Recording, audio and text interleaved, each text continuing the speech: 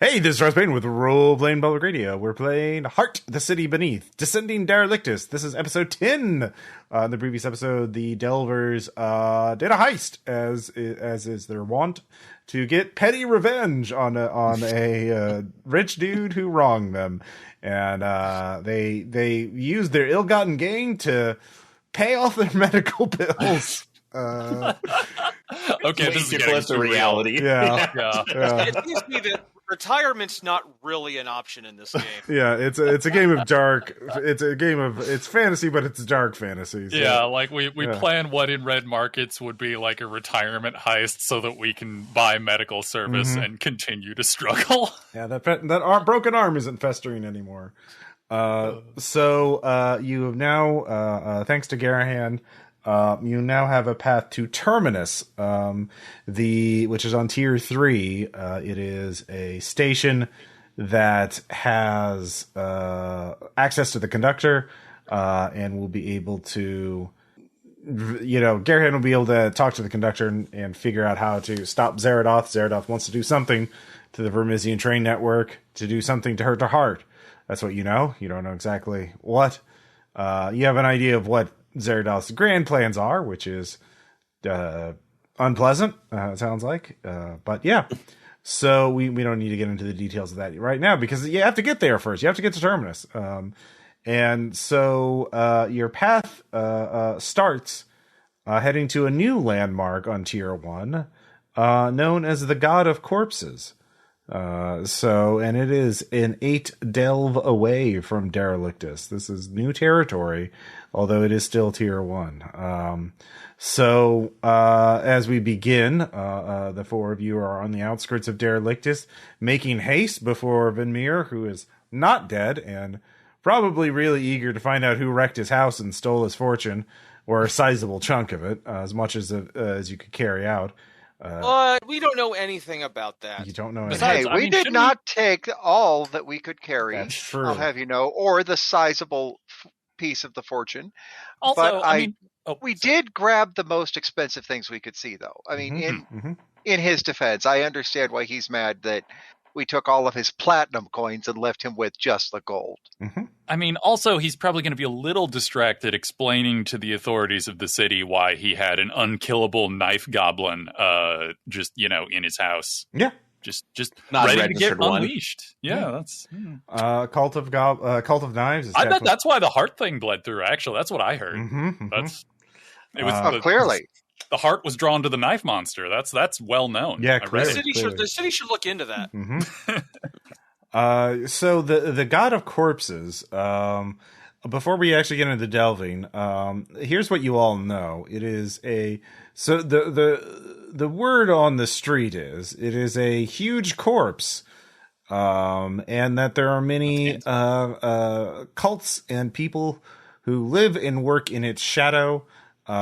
People live in the actual corpse. They worship it. There's cults praying to keep it alive, praying that it stays dead. There's cults that worship the diseases that come out of being near the corpse. Good. Pus drinkers. That's good. But I'm just going to go around to each of you. What is one other rumor you've heard about the God of Corpses? So Garanhon, what have you heard about this place? That's the blood of the corpse supposedly is a possible near inexhaustible fuel source. Is fuel? Yep. Okay, makes sense. Outis, what have you heard about the place? I have heard that if you can press any of its remaining unrotted skin into parchment, spells written on it will never cast wrong. Oh, spells written on this parchment. Okay. Yeah, but but it's been, you have to find an unrotted piece of the skin. Oh, unrotted. Yeah. Rakk, what have you heard about this place? I heard that if you eat the flesh or the tissue or the meat of the corpse, it causes intense psychedelic hallucinations that are also enlightening to one's future. Oh, eating flesh is psychedelic. Visions, nice. And finally, Valanthe, what have you heard about this place? Oh, there's not much to hear besides what everybody else has said, and I'm sure that this is just a little tiny thing, but the heart still beats. The corpse's heart beats once every month or so, and it's just this solid doom. Mm-hmm. And there is absolutely, positively, in no way, shape, or form, a coven of secret witches who are trying to get the heart to beat faster. They're definitely not trying to kickstart its heart or anything crazy like that. Okay. I mean, that would be crazy, wouldn't it? It would be very crazy. Very good. So I assume the four of you are sharing these rumors with each other as you were walking out. Of course, Yeah. like, hey, this is a friend chat time. I mean, even if it was true, I don't think the skin thing is likely to be that useful if it's been rotting that long. Like, I feel like that's likely bullshit. Well, there are certain spots where the skin does rot a lot slower. I mean, as a chirurgeon myself, I could tell you that there are parts of your skin that do go quick, but then there are other parts that take longer to rot. So as long as you're going from those places. Well, I mean, and if you could wound time enough, you could always get a scrap of skin from the past. But, then you're going to be racing with other people who know time-related magic to try and get further back, and then eventually you'll erase yourselves or something stupid. Like, I don't truck with that. That never ends well. I'm an expert on corpses. Mm-hmm. I know them well. You do know them. Tripping on God Corpse meat, that actually sounds rad. I would be up for that. I'll tell you what, I'll collect some and I'll save us all a piece we can have. Well, I mean, this is only your first landmark on your path. Remember, your mission is apparently the way to tier 2 is pretty close to this God of Corpses, but you'll have to ask around there to find out exactly how you go down deeper from there. So we must go deeper. You must go deeper. So the path to the God of Corpses is actually a pretty well trodden path. There's actually some of the cults actually tried to build roads in some places. The problem is that the cults frequently were at war with each other, or some cults were trying to keep people away from it. So there's multiple signs. There's quite a few paths that branch out. And there's just a lot of finding your blood feuds are never good for infrastructure projects. There's abandoned pit traps and other hazards. Some say there might be people waiting to ambush you, highwaymen or other cultists. So Garanhon, I assume you're leading the way. Go ahead and give me a delve check. For this stretch of road, it is desolate and religion. I'd count those two domains. Okay. Does anybody else have the religion or desolate domains? I have desolate. Okay. Do you mind helping me guide me on this one so we can roll get a third attack on that? Yeah, I'll help you out. Okay. That just means, of course, Rakk, you will suffer any fallout that Garanhon does. Don't screw up. Mm-hmm. As a matter of fact, I also have desolate, if you would rather. Well, only one of you needs to assist. So yeah. So we can trade off, Rakk. We can trade off. All right. Yeah. All right. So this is a the delve resistance is 8, by the way. So you get a 6. Oh, it's 8. Yeah. Yep. So go ahead and so you do get you succeed, but at a cost. I'm going to say this is going to be we'll say fortune for both of you first. And that's going to be 4 for both of you every time. Yep. You're pushing your luck. You're fine, and Rakk. Rakk, it begins. Dice bot always does, doesn't it? Mm-hmm. Let's see here. Fallout. Fortune fallout. Don't think too hard about it. All right, yeah, here we go. You let's see here. All right, you're separated, Rakk. You think you hear a sound, and you're by yourself all of a sudden. So we're gonna have a short scene to find out how you get back. Garanhon, mark for fortune stress and roll d6 to see how far we get. Yep. Oh, come on. All right. Mired a little bit in the weeds here, so. All right, so Rakk, you're by yourself. You thought you heard something like the jingle of coins or metal on metal, and it is dark. You're off the beaten path, literally in this case. I can see perfectly well in the dark. Yeah. Go ahead and give me a discern check. Desolate and religion apply. Yes. Why don't I do that? 9. Okay. So you do see a person looking at something, hunkered down behind a rotted tree stump, looking at something. It is a robed figure. It's definitely not one of your party members.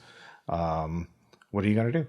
But you also think you spot the path back to the road you and your compatriots were on, but it goes by this robed figure. No need to bother him. I'm sure he's on perfectly normal business. Okay. Are you going to try and sneak past him? Yeah. Okay. Go ahead and give me that sneak check. I'll give it to you. Okay. Roll that beautiful sneak footage. 10! All right. Walk between the raindrops. All right. So the three of you, by the way, while this is happening, realize that Rakk is gone. What are you going to do? Valanthe, what are you going to do? You're the first to notice. I'm not going to worry too much because I have been giving Rakk some sneaky lessons of late. And, he's really, really good at it. He's a natural. Not nearly as clanky as either of you two gentlemen. Apologies, of course. No, I have a lot of stuff in my pockets. For what? Not everybody wants metal bones. I mean, I would like to own metal bones, but I wouldn't like to have my bones be metal. I know, that's why I'm just trying to be. Hey, if you die, can I have your bones? No. Fine. They're co-signed. They're co-signed onto a lease or somebody else. So. See, that's intellectual property law.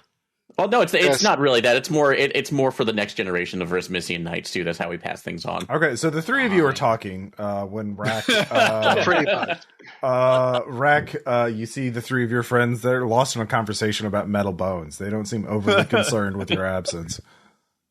Just pop in like, hey guys, pop up behind them. Hey guys. No, there you. Wow, what happened? I thought I heard something, but it was fine. I did see a hooded figure, so we should probably be on the lookout for him. Oh, was it like a pointy hood? Was it like a rounded hood? Was it? Hood. A void hood. I'm not an expert on hoods. Oh yeah, I guess You should be. The sheer number of them that we see in these days. Did the man or woman or whatever have anything in its hands? You couldn't tell. Was the figure holding an ominous bladed weapon of some sort? Well, were they contemplating an orb? Some kind of farming implement? No, any of that? I wasn't paying attention. I mean, I was leaving him alone. I didn't want to get up in his business, and he didn't try to kill me. No, well, that's fair. Better than we usually turn out. Rakk, it does occur to you that the figure was spying on your compatriots. He was probably spying on you all. Oh, that's troubling. But I'd recognize him, and if he tries anything, I'll eat him. Yeah, I guess that's fair. Okay. Do you press on? I mean, yeah, let's press on. Okay. Go ahead and give me another check. This time it'll be with Valanthe assisting. Who falls off the into a mysterious side path this time? Mm-hmm. See, it happens. Hey, nothing because it's a crit. All right, roll a d8 for your resistance check. Okay. Give me that 6. Oh, I was right over there. See, we found the shortcut. He did find a shortcut. Oh no! See, if we angle ourselves down the hill, we could just slide all the way down there. Oh yeah. See if we hadn't stopped because Rakk went off on the side path, we never would have found this. So that's. Is that Skitters? What are you trying to say, Skitters? Oh, there's a staircase right over here, and we just push this bramble to the side, and there it is. There is nice, pleasant walk down. Staircase that leads to a hill, and as you crest the top of the hill, you can see many lights set up in the distance. Obviously, this is the god of corpses. There is a massive corpse that stretches in a massive pit below this hill, almost or more like a crater, perhaps. Well, just Valanthe, what does the corpse look like? What do you think it is a corpse of? It's there is a lot of flesh there, but its shape is somewhat ambiguous. But what do you think it is? There's nothing ambiguous about that shape, voice from the heavens. I mean, really, it's got 4 legs, 2 arms, 2 heads. It's a perfectly cromulent shape. Okay. Very good. And you can definitely make out the number of fingers over there because, look, there's a nice little subdivision set up within. The phalanges, I think is what you call them. Mm-hmm. The hollow bones in the fingers. All right. Rakk, what does the corpse look like to you? Perhaps a beast of some kind? No, yeah, it's it's definitely the corpse of a gigantic, kind of lamprey worm, kind of similar to the one I'm hunting. Okay. Yeah. But I know it's not that, but I'm like, that's what I see it as. Yeah. Outis, what about you? I mean, the pattern of rot. I don't know if it's the pattern of rot or if it's what it was looking like when it still lived, if it ever lived in the time of that we can reckon. But it does remind me of a theory that I read when I was in school, or when I thought I was in school, but was actually just written into my mind. But it's definitely in the process turning into a crab.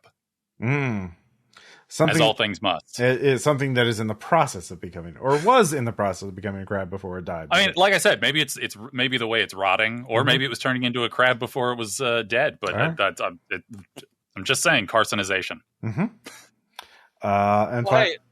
Everything is crabs in the end. Finally, Garanhon, what does it look like to you?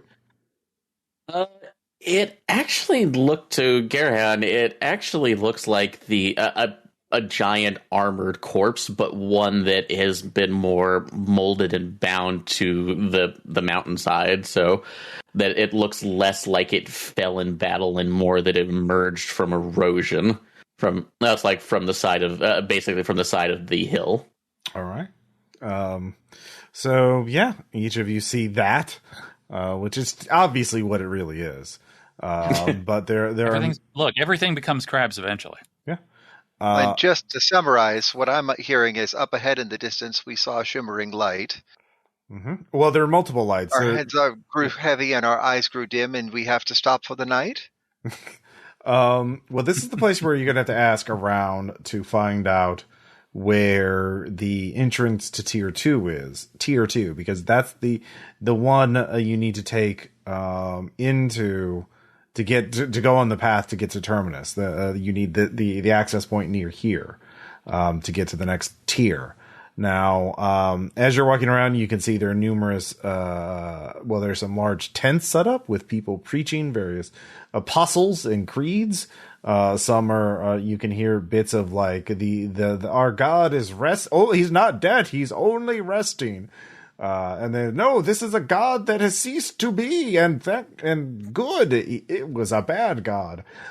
We need to destroy the rest of it. And you want religious schisms? Because this is how you get religious schisms. Yeah.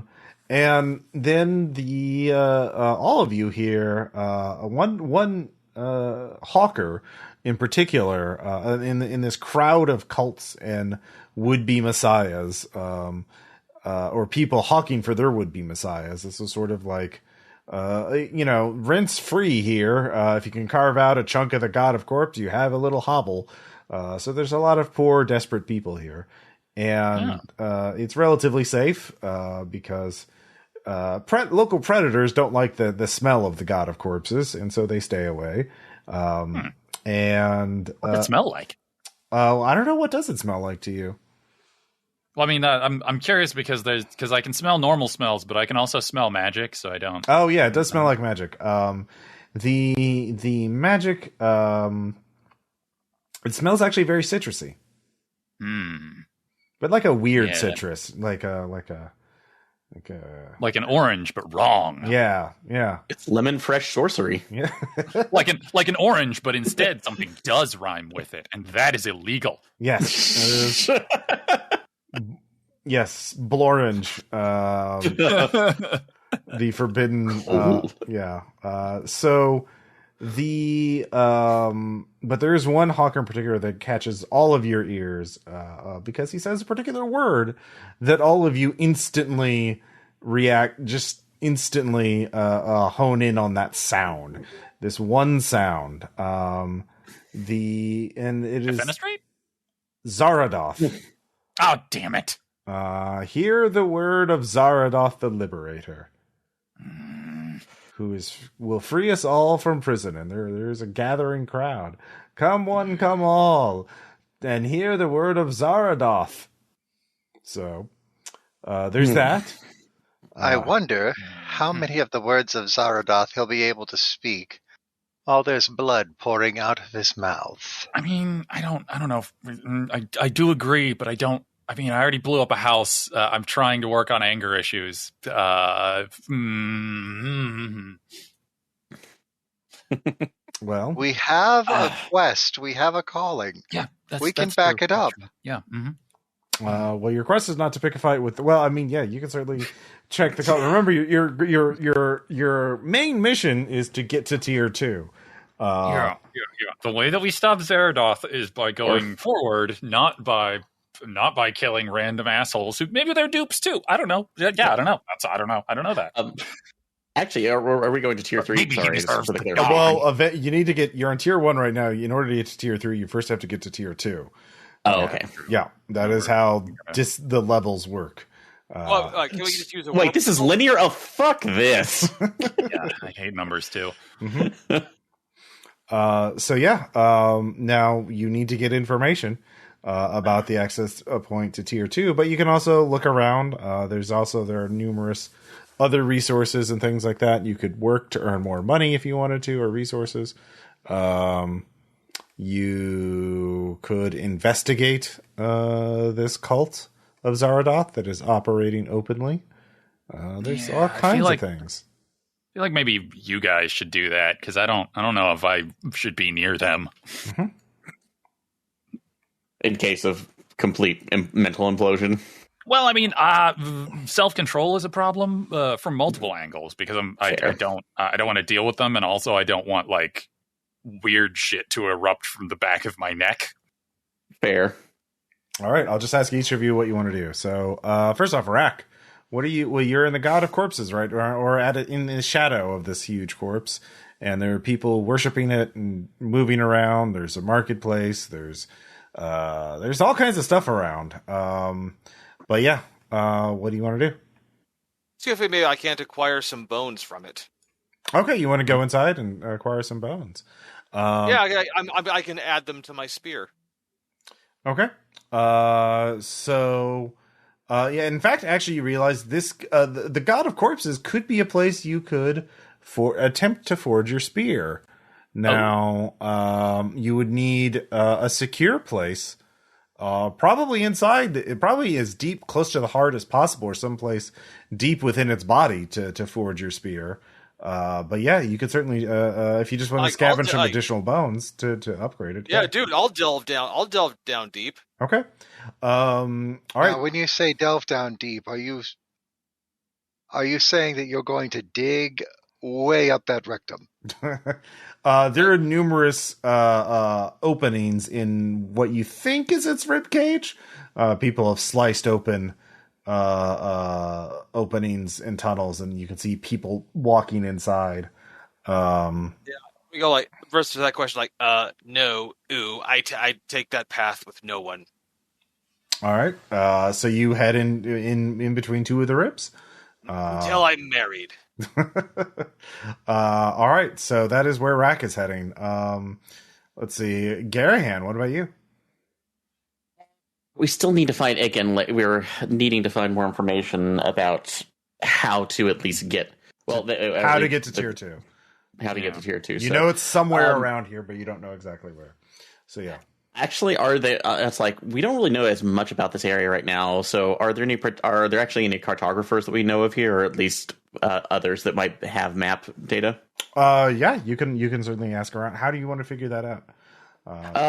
I can actually just discern. Let's discern around town and see what I can find. The tags of this area are Haven and Religion. Haven and Religion. Okay, so it's just gonna be 2, but I can do that if I actually want to type correctly in the dice. Yeah. All right. Oh yeah. Go support your local. It's like hard cartographers or actual cardiologist. All right, so you head off to the marketplace in order to do that. So it's a ribcage market. So actually you're heading into the ribcage as well. But there's a different opening in the ribcage. Let's see here. Valanthe, what about you? Considering that I like to think of my role within the party as kind of support. While everybody else is doing the things that we need to do for the 3 or 4 different missions we've got going on, I realize that we're going to be here overnight or longer. So I'm going to see about procuring either lodging or funds to purchase lodging. Okay. What kind of lodging are you looking for? Inside the body or outside? Oh, just some place that's warm, dry, away from the weather. Dark. Dark is actually a nice bonus. And if that means that we're going to be sleeping in tents made from stretched scrotal skin, bonsoir. Or if it means that we're going to burrow deep into the ear, also bonsoir. Whatever I can find. I'm not that picky. Oh, I mean, there's numerous places. Like I said, there's actually places that offer. There's one place that seems very cheap called the Pews. You look inside it as a very large warehouse, and there's just rows and rows of pews. And for a very small fee, you can sit in one of the pews, as long as you sit and don't lie down on them. And for an extra nominal fee, they'll give you a rope to tie yourself to the pew so you won't fall over when you pass out. Looking for slightly higher quality than that. I would like beds. Oh, look at Mr. Fancy Pants. Would you look at these pants? These pants are decidedly fancy. It's a good fit. Okay. I mean, look at this leather. It's almost painted on. Do you know what it takes to get into these pants? For you have to buy me a drink first. Okay. Okay, so you're looking for lodging. What's your budget? Do you have any resources you want to spend for that right now? Or do you want it? Yeah. Right now, I don't have any resources I want to spend on that. I'm trying to find will work for roof. Okay. All right. So, you find, okay, we'll get back to you on that, as you start looking around. And would you like my roll? No, you don't have to roll. I'll let you pick your poison on that. There's a lot of work out there for an enterprising delver looking for lodgings. Just think about what kind of stress do you want to take for this work? Before I get back to you. So finally, though, Outis, what are you going to be doing? As you keep hearing this hawker. You're standing right outside the corpse, right outside the ribcage, as the hawker is, Zaradoth is great! Zaradoth will free us! Zaradoth! I just like saying the word Zaradoth! Yeah. What are you doing? I'm not lighting him on fire. That's what I'm doing. I'm not lighting him on fire, and instead I'm doing something that's not that. Okay. That's, yeah. Why did everyone leave me alone? Do you want to follow after one of the other three? Yes, I'm not dealing with this by myself. I have proven that I cannot make good decisions. So I'm going to follow Rakk. Rakk is responsible. I'm going to follow Rakk. All right. Oh, I'm good. also responsible. Yeah, but I mean, you're doing something that I'm bored with because housing is boring. Right. Well, he does. Yes. So Rakk, Outis runs into you, apparently looking a bit sweaty. Hi. Sorry, guy kept saying the word I hate really loudly. Oh, well, we all do that sometimes. Well, I hope not. Mine is Nagahide. All right, so really? Rakk, you're looking for a place to forge the spear. You already have the components to do so. And as you're going through this opening passage in the rib cage, is beginning to get a little quieter as you delve in deep. Now you realize the thing is you need a place of heat and a place of slaughter. You think this entire body would count. You have the things to make heat, but like if you make basically you have a specialized alchemical oil that you can pour into a container that you have that'll heat up the metal that you have. Until you can begin the forging process. So basically you have a portable forge kit. The thing is, if you start using this inside the body, you're going to start cooking it a little bit, which may attract attention. So you probably want to find a larger cavity where the heat, or near like the mouth or the nose, or some sort of opening near the top of the skin to let the heat out, so you don't barbecue yourself. This meat's just going to absorb all the heat and you're going to cook yourself alive. I know about cooking meat, Ross. I know, but that's why you don't want to be in the meat that you're cooking. So give me a hunt check. Yeah. I'll hunt. Okay. 10. Okay. So you realize you find several trails, and you realize where the people are headed. You're not going to be able to do it in the crowded marketplace. So there's two trails. Not at this hour. Yeah. Well, at any hour. There's two trails you could take. One seems to head towards what you think is the heart. And one seems to head towards possibly the head, which would have more openings. The path leading towards the head seems to be more desiccated. The meat's more dried out, which would mean it would be harder. It would resist the heat more. And hopefully, if there's an opening, you can expel the heat. You also wouldn't suffocate yourself through, carbon dioxide poisoning. I like breathing. Yeah, you do like breathing. You don't want to fire in an enclosed space is bad for a lot of reasons. Now the heart, you think there would be enough.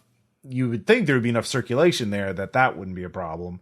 And the hearts can resist heat better because, the heart muscle is tougher. So you should be able to, and also hopefully there's a big opening there that might work. The one towards the heart though, you get a scent of something living in there.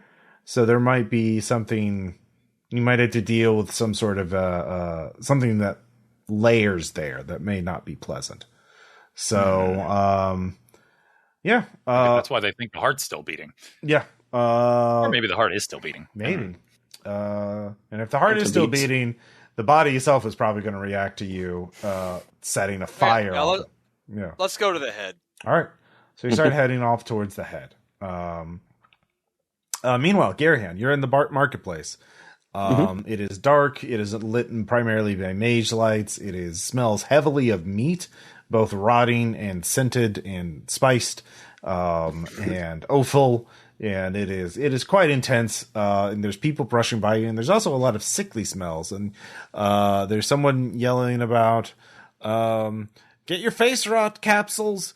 If you want to punish an enemy, nothing's better than a face rot capsule." Harvested from the nether regions of the corpse daily, weekly. So, does God Corpse have an STI? Are they giving people God herpes? Well, it's more of just rotting things, like No, it's superior syphilis is what it is. So, well, there's someone yelling about the sacred 7 sacred ailments, which are good to die from. Oh yeah, come on, everybody knows that. They're paying top coin for samples of the weeping agu, Azur's touch, crackling cough, quivering bubbos, cluttered lung, degeneracy of the bone, and quickening blood. So why are disease grenades so popular down here? Is my question. Because they can be made here from the corpse itself. I mean, there's all kinds of unique biological properties of this corpse. So. Okay, storing that way for a later possibility. So, but you do find a cartographer. Delving. Yeah, delving is what I'm more concerned with today. It's like hello, I am Fletcher. I'm the cartographer. Good to meet you. So, I am Garanhon Pearce, Knight of the Pearce, Knight of the Vermissian. So, my colleagues and I are passing through. So it's like on our way to the third. That's the third tier. So, but this is the first time that we've made the journey off of this side, and we're hoping that you may have better maps or atlases of the area, so that we can find a safer path. Well, I don't know much. I primarily mapped the God Corpse itself, but I would wish I could tell you I have a very high discount on the these maps. He shows you a map of the exterior of the God Corpse and pointing at its left bottom appendage, foot, leg thing, perhaps, or maybe something claw, some sort of extension of the corpse's body. You see, there used to be a grand spiral staircase. And unfortunately, as of last week, that staircase no longer exists, because there was an expedition to the abdominal region here. He points to another part of the body. And unfortunately, they found a reservoir of blood, and they punctured it. And I have a map in progress here. Look at this. And he shows basically a river of blood coming from the corpse, covering the staircase. And and so now there's a waterfall. The river of blood leads to a waterfall of blood, and that is directly down to tier 2. And what is below there is none of my concern. It's hard enough to keep track of this body itself. And plenty of work, I tell you. It's quite fascinating. I have neighborhood maps and regional maps of fingers, and I think they're fingers or claws, tiny claws. Anyway, you said that it's basically just because of this reservoir that they tapped into. It's just a completely deluged in blood at this point. Yes, it's way more blood than we thought. I mean, it's been over a week now, and it has no signs of slowing down. Perhaps there's a blood generator in there, but I'll tell you what, though. If you can do me a bit of favor, I'll tell you. If you agree to do a bit of work, I'll tell you who can help you. There's someone working on a way to get to reach tier 2 from that river, that waterfall of blood. Well, it depends on what the job is, though. So, a simple package delivery. I just need a parcel, a small package delivered to actually the person who can help you. Okay, and no offense, but what is this package? It's none of your business. That's what it is. So, well, then let me at least there. Is this an item that somebody else is coveting that may result as being attacked? When I said it's none of your business, I don't. And this is there. I'm not asking for those details right now. The main concern is that we've had particular trouble with the town, our haven that we came from. That's particularly in the fact that somebody else took a contract that basically completely screwed us over.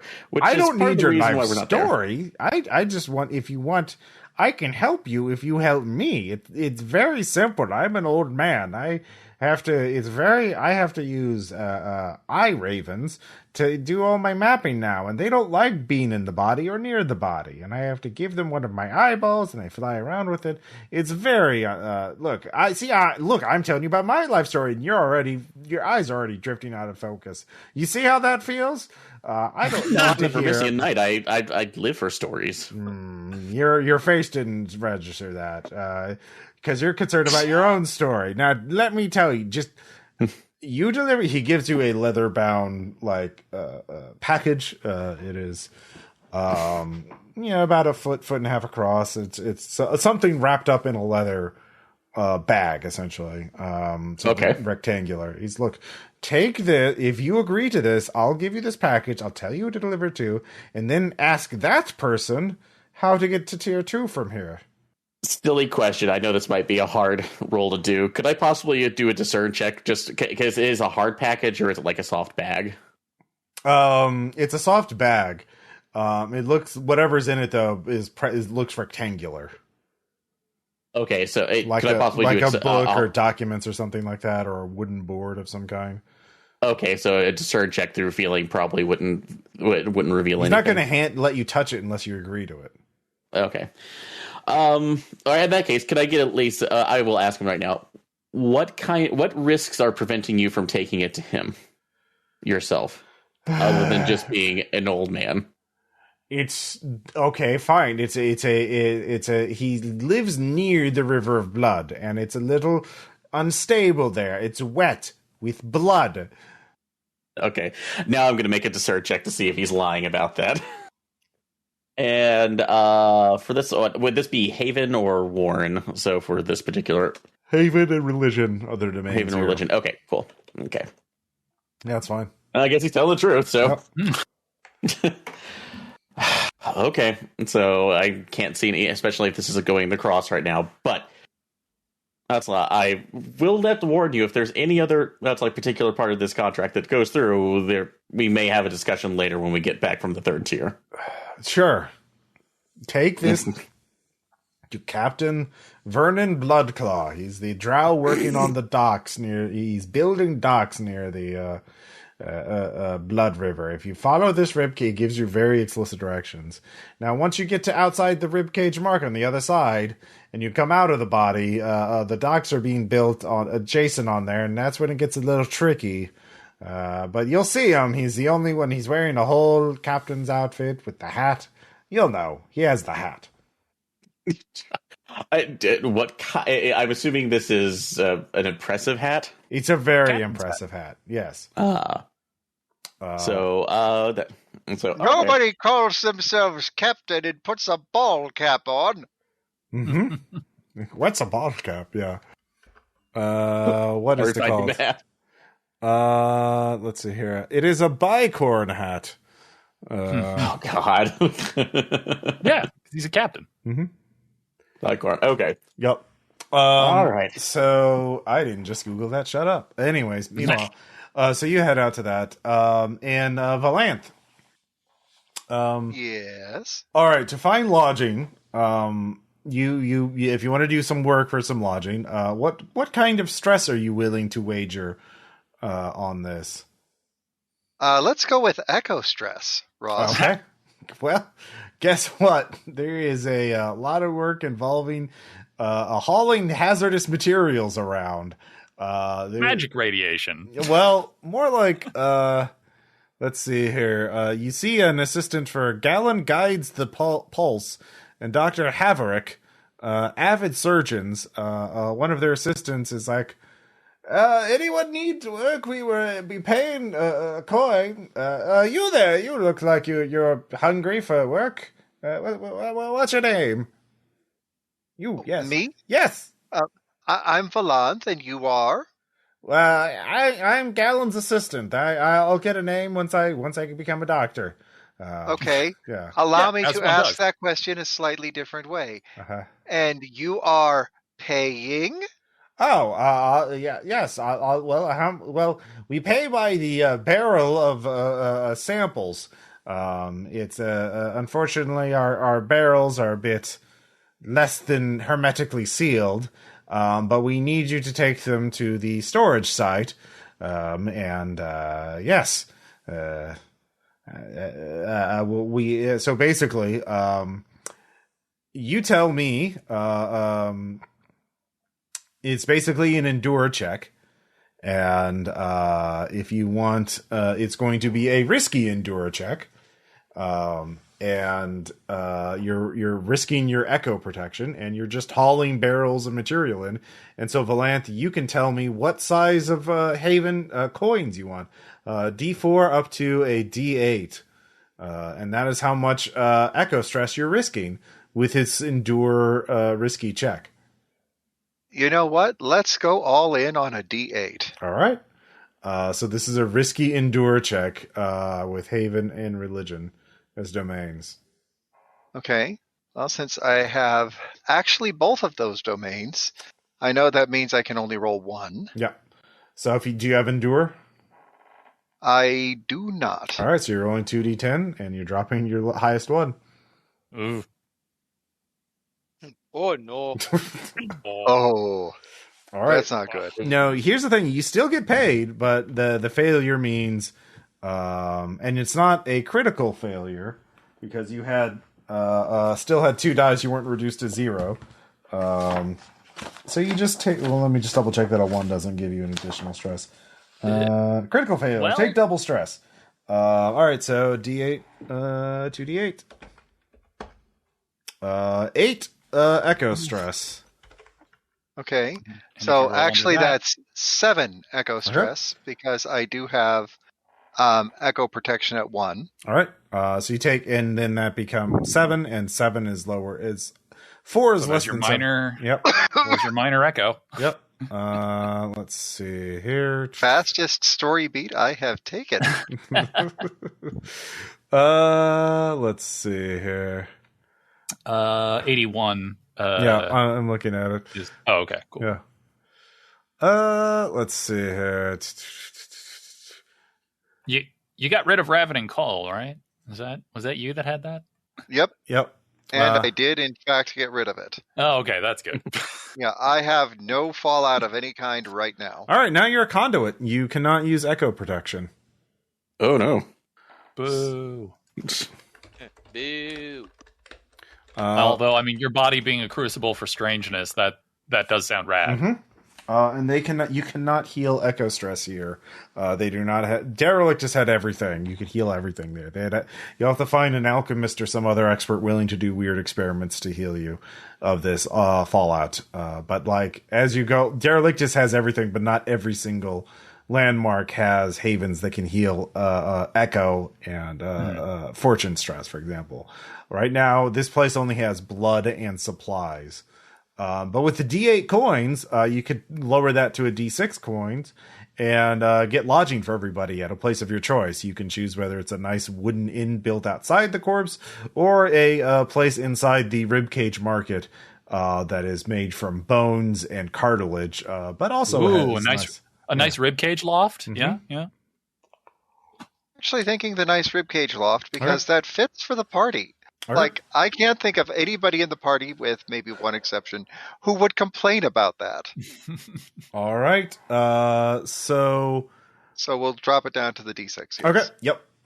Meanwhile, Rakk and Outis are heading up a long tunnel, possibly the throat of this creature.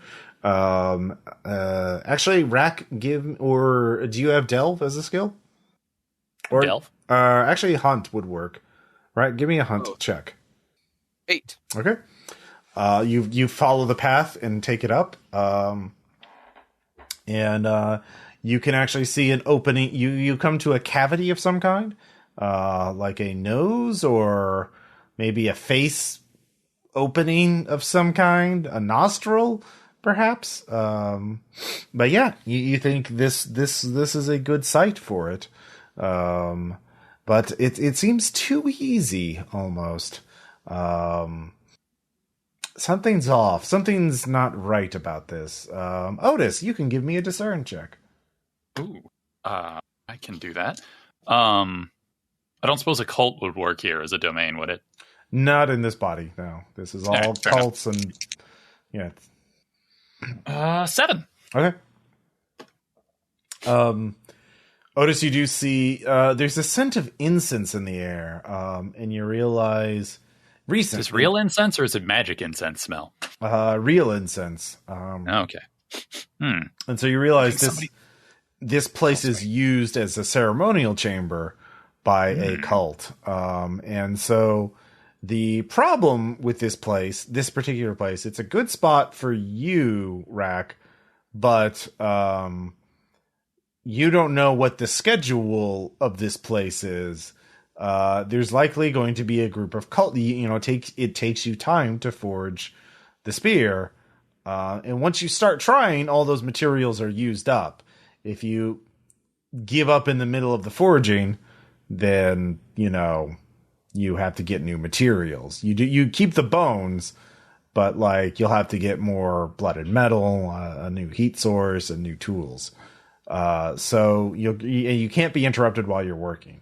So you can hope. Yeah. You think you could cover me? I could certainly try.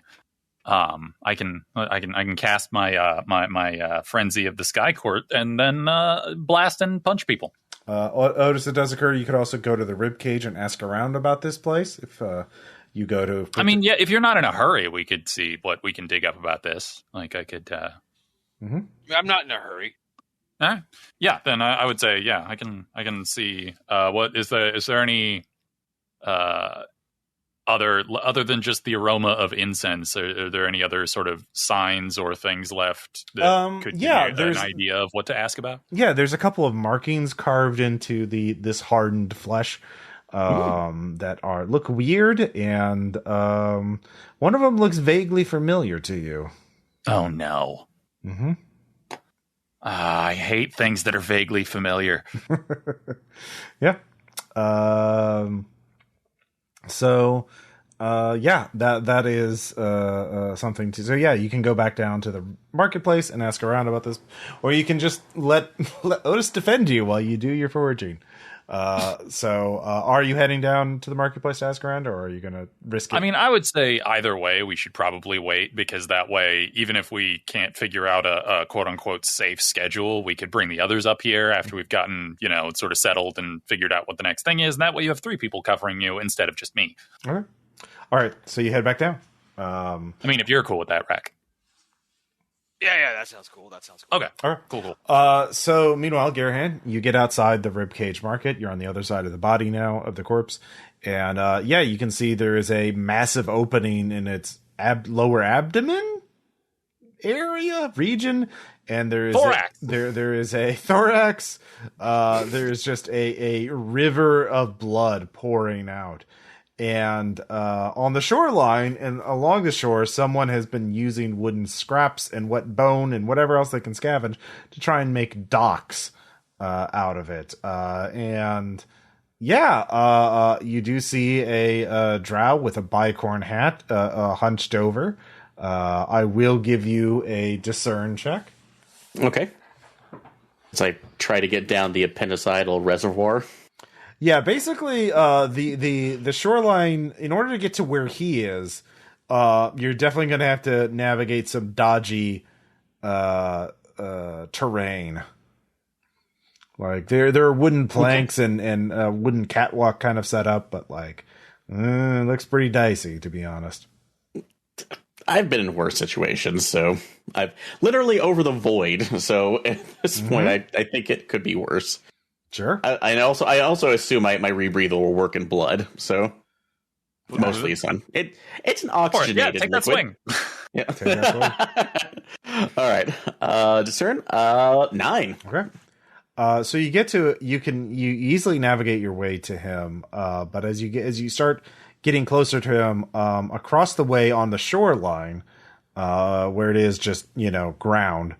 You can see a group of 3 hooded figures who are all talking to each other, but glancing over at the drow, at Vernon, Captain Vernon.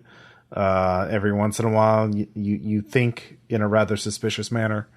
So, does it look like they're readying or brandishing any weapons? No. It looks like they are definitely keeping an eye on him. Okay.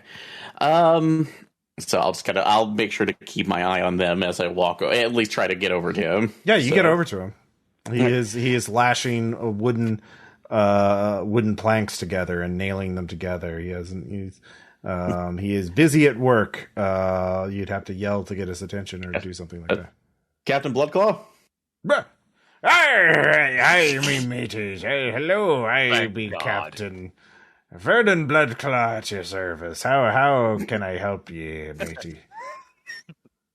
I really want to say in character. That's not all right. Speaking your real accent, and we're not doing this. So, but all right.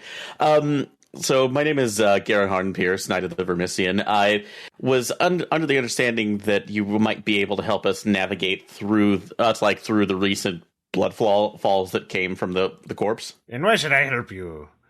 Unless you brought me a package. So, in that case, I was actually asked to bring you a package. Yes. Give me my booty, yes. So you hand it to him. So I hand it over. I'll give you yours if you'll come to mine. No. Yeah. No. Yes. I really want to do a discern check to see if he's faking that voice. Okay. He's a drow this far underground with a bicorn hat. Of course he's faking it. Sorry. Yeah. That's exactly it. He is definitely. It is the corniest accent you've ever heard in your life. Hey, he's having fun. Yeah. Sorry. So, yes, I guess. You want to go down below to the next tier? Yes, you be delvers. I can see in your eyes. There's interesting treasures and delights down there. Unfortunately, I'll tell ye for free. There's only one. Well, because you did me the service. I'll tell you. There's only one thing that can help you now. The apparatus. And what exactly would the apparatus be? And how can I break it? You don't want to break it, laddie. No. The apparatus is a fine craft. It is to the untrained, unnautical eyes. I have nautical eyes. I would tell it looks like but a barrel with metal bands around it, but in some ingenious levers on it. But pull the levers in the right way, and it unfolds to become a craft capable of navigating any aquatic passage. Including with a very sophisticated rebreathing. It is. Ooh. Yes, you understand. But surely at least somebody, is this your personal vessel, or is this something that you came into contact with, or is it, it's like, how did you come by this vessel? Sorry, say that again. What was the question?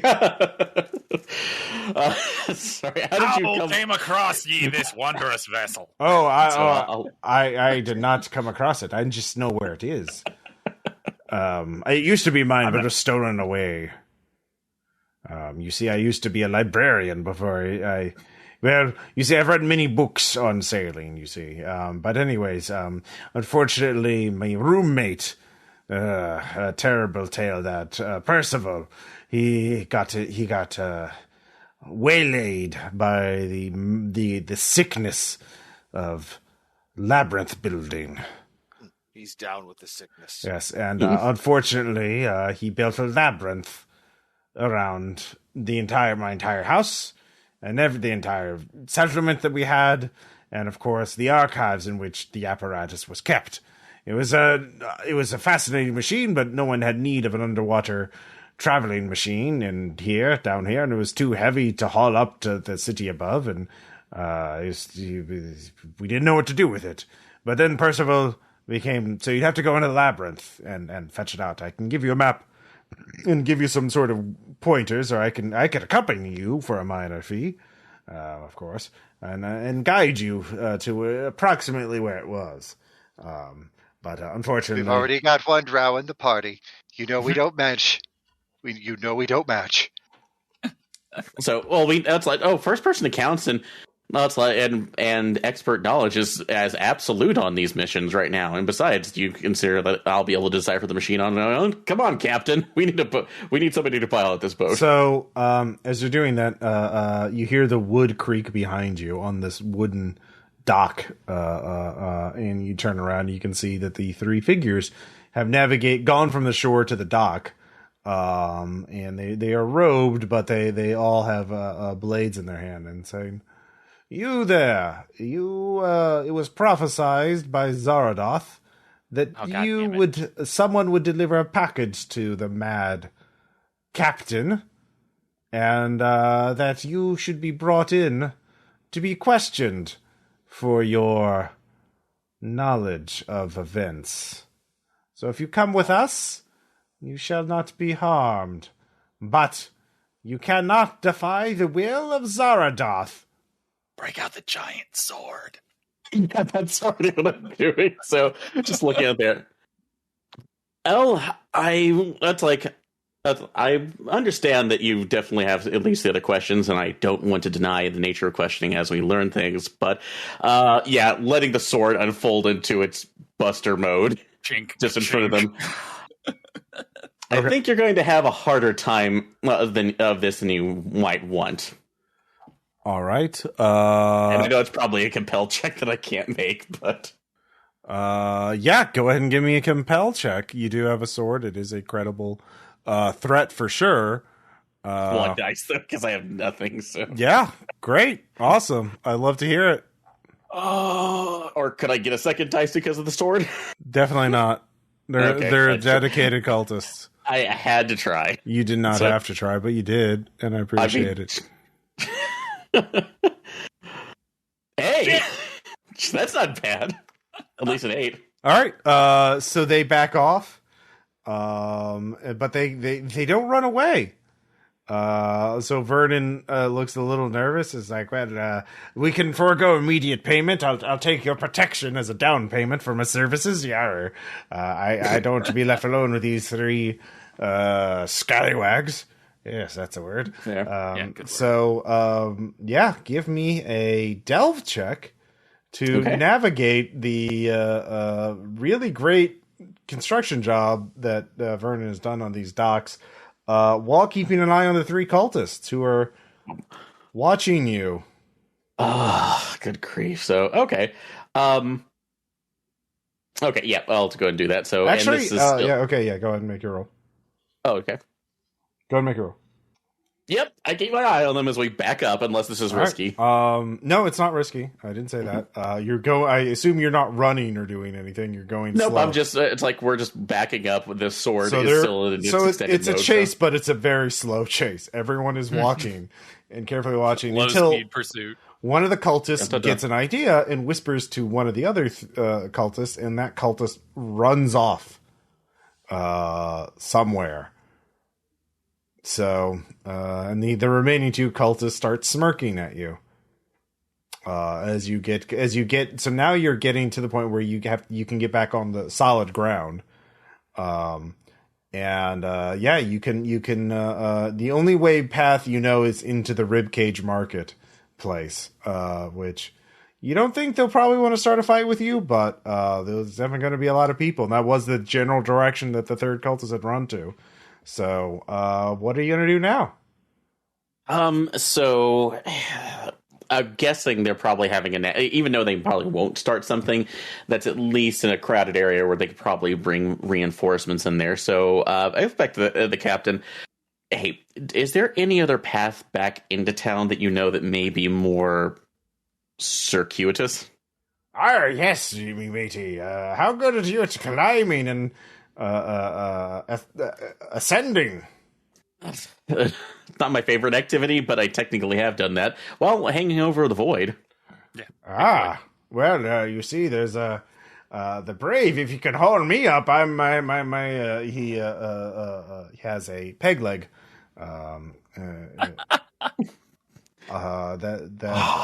If you can carry me up there, we can run across the top of the corpse. It's very solid, I'm told. Well, at least it wouldn't be the first time, letting the sword go back into its resting mode. All right, come on. So, although we may need to get you secured with some other chains or ropes so you don't actually fall off. All right. This is definitely going to be risky. How's your grip strength? That's very good. Yes. Okay. I've killed a lot of lizards. Mm-hmm. Okay. Shoot. And this is going to be only 2 dice. This is going to be hard.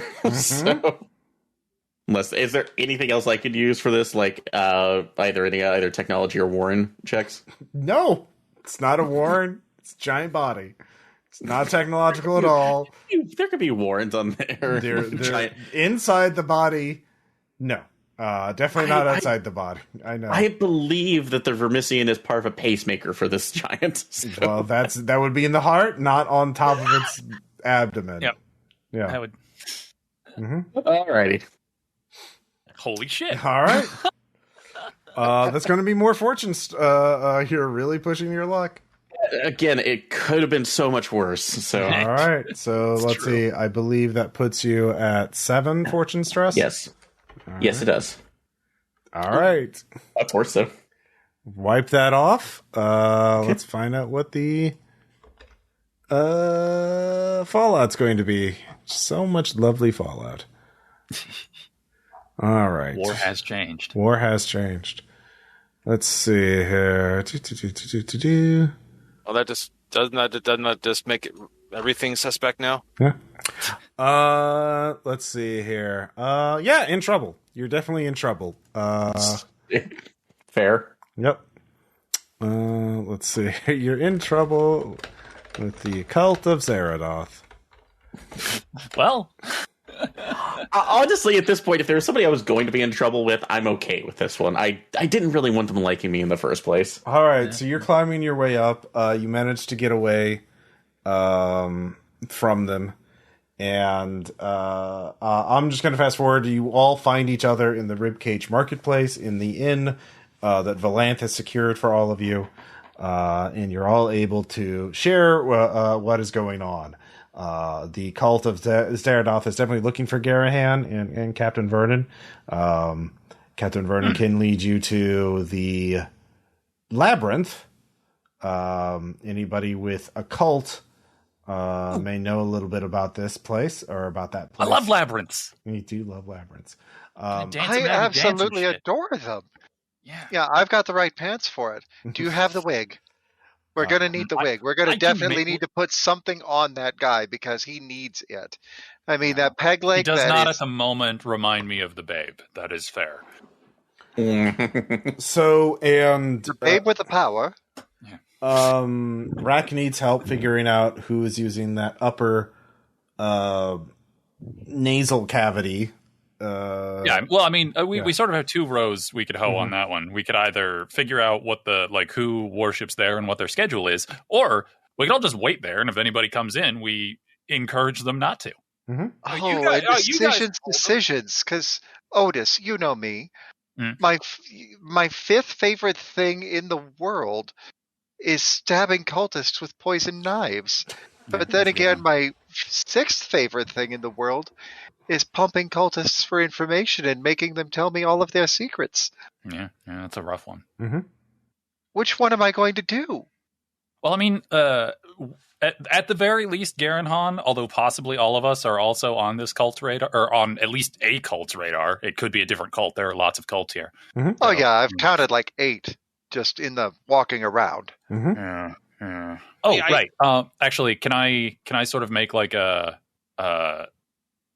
attempt at like drawing the like symbols that I saw there and see if Valanthe knows any recognizes or has seen them anywhere or anybody with a religion tag can make a discern check. Domain, sorry. I do not have religion. Does anyone in the group have religion? I do. All right, Valanthe, discern plus a religion.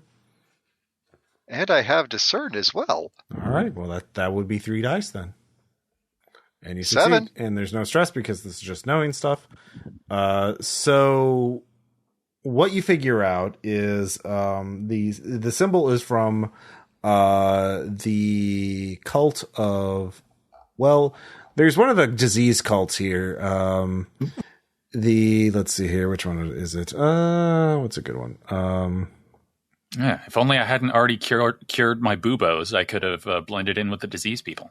Mm-hmm. Oh well. It depends on the disease, because I mean, there's Mod, the roomy-eyed Hierophant of Ribcage Market. He has a cult that worships the 7 sacred ailments, and they hold ceremonies there. But apparently, the symbol means that they're at war with another cult.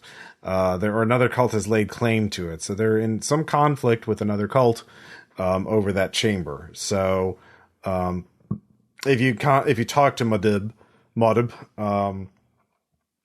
you can find out more information about this. But that would be the one that, or someone of his, someone who worships the 7 sacred elements. They can perhaps give you more information about this. So there's 2 cults laying claim to it. So you pick the one chamber that's in the middle of a turf war. Yeah. Well, I think that I can go and talk to this Murab. Mm-hmm. All right. And he'll be more than willing to talk to me. Very good. You are very personable. You don't have to make a check to find him. He's very easy. There's a temple of the 7 sacred ailments there. It's also the place that sells face rot capsules. He is like, yes. Hello, child. I can see that you have questions, although you are not one of our faithful. Do you seek to convert? Oh, and aren't you so sweet for calling me a child, dear man? No, I'm not actually seeking to convert, but I do have answers for you. And you know what they say. Information is never free. Very well. What information do you offer me? It just so happens that I know that there is a contender for a certain location. Yes. I understand that you and this other group are fighting over this one chamber. Yes, the conflict is known. It has been gossiped about in the mead halls here, the blood mead halls, because, we use blood for a lot of things here. Obviously. Yes. I mean, it's a very plentiful resource. Are you offering offering your services to be a cat's paw to deal with these Zaradothian upstarts? Oh, you are just talking so dirty. I don't know what to do. So you see there are Zaradothian upstarts that are trying to take this place from you. Yes. Do you know when they want to meet? Well, they know by chance. In tomorrow morning, we are to perform our regular meditations there. We fill the room with incense and we meditate upon the ailments. Is our wont. And they are sure to interfere. It is ongoing. It is a war of attrition and willpower. We go there to worship. They go there to interrupt, and we fight over until one of us decides that we've spent enough resources to give up. That is how it has been done so far. And no one has resorted to assassin. Yet. No one has resorted to assassinate foul play yet. No one has dared assassinate the leader of the Zaradothian cult yet, because they are new and they are energetic and they are any assassin is not very unlikely to make it out alive. If you are offering your services to be our sacrificial lamb, I of course would offer you what I cannot give you a down payment, but I would pay you well if you return alive. Successful, of course. Well, that is let me tell a little more of an escalation. I may not be able to promise the end of the leader. I may not be able to assassinate their master, but I can definitely thin the herd. And I can definitely see to it that there are far fewer cultists for you to have to deal with. Well, if you, in that case, why don't you reinforce our numbers tomorrow morning? And if they understand that we have additional allies that may weaken their morale, that would be most beneficial to us. But I ask, what would you want for this service to risk your life and health for us? Well, my life and health, and a few of my friends would be willing to do the same thing and put their steel to the test. And to do so, we ask for a mere trifle. A tiny thing. In fact, it wouldn't impose on you at all. You said that your prayers are weekly, yes? Yes. So that means that tomorrow, you light the incense, you say the prayers, you go through the rituals, and then the day after tomorrow, you don't need the sacred chamber. Would that be an accurate statement? Oh, you wish to use the chamber. I don't wish to use it myself, but one of my associates is constructing a weapon, and to do so he needs a place of power within the god of the seven ailments. And that place of power is the place where you and yours have been worshipping. That is a... Now, no damage will come to the location, except for the incidental damage that will happen tomorrow while we are slaughtering the Zeradothians. Do you have Compel? Well, go ahead and give me Compel. And you can throw, obviously, religion. How compelling. David is compelling. David's very compelling. Yeah, pretty convincing. Yeah. He's like, well, if no harm will come to it, then I would have... No harm will come to the chamber unless we accidentally pin a Zeradothian to the wall, miss on a shot at a Zeradothian, but then make sure that we get him on the second swing. You understand there is going to be Zeradothian blood to be cleaned up. And well, ideally you keep them out of the chamber. I'm pretty sure that yes. Ideally we will keep them out of the chamber, yes. But I'm just saying that the only damage that would be done is going to be done during the raid itself. And that's only a very, very thin possibility if they don't understand the stabby backpack. You know, that is going to happen. A lot of stabby backpack. But after that, hopefully, the ones that are left are the smart ones and they beat a hasty retreat. Smart ones, cowardly ones, whichever. Very good. So the leader, Modib, of the Seven Sacred Ailments cult, agrees to these terms, and he believes you when you say forging the spear in the place of power will do nothing to the place. Which Valanthe, curse you! I didn't say it'll do nothing. I said it won't damage it. Which you actually don't know, but that's a future problem. So, yeah, that's a future problem. So you go back to the others with that deal. And so, yeah, after when you wake up tomorrow, you got a big fight to deal with.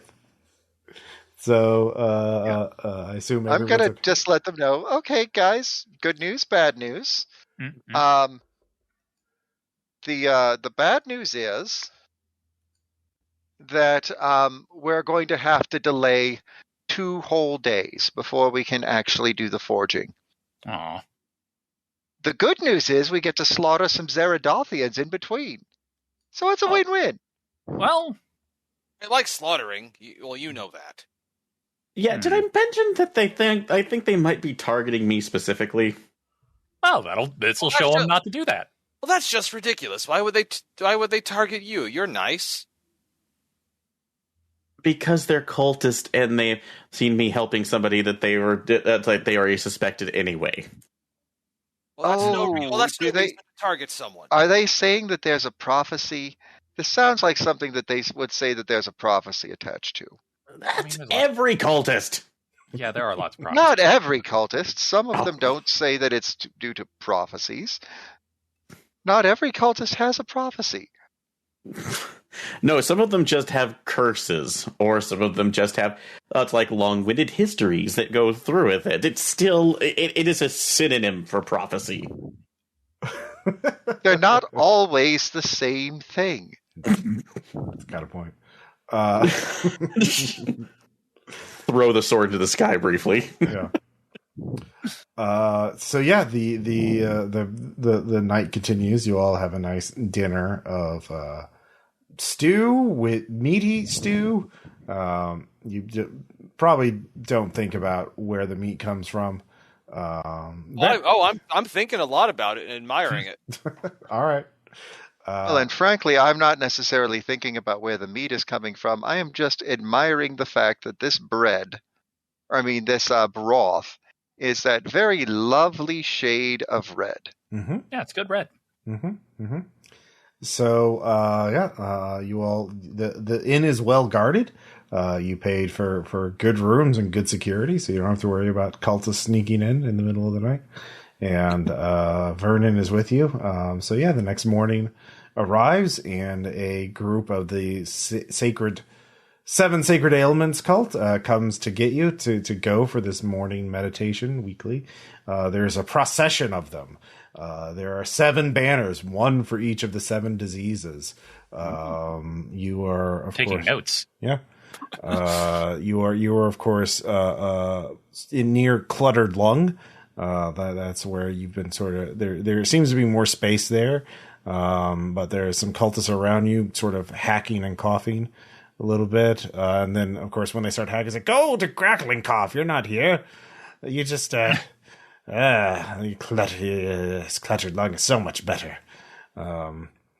All the other diseases, are made from demons and the work of sin, must be eradicated. But these are the one. This is a good one to die from. I think cluttered lung is the best one to die from.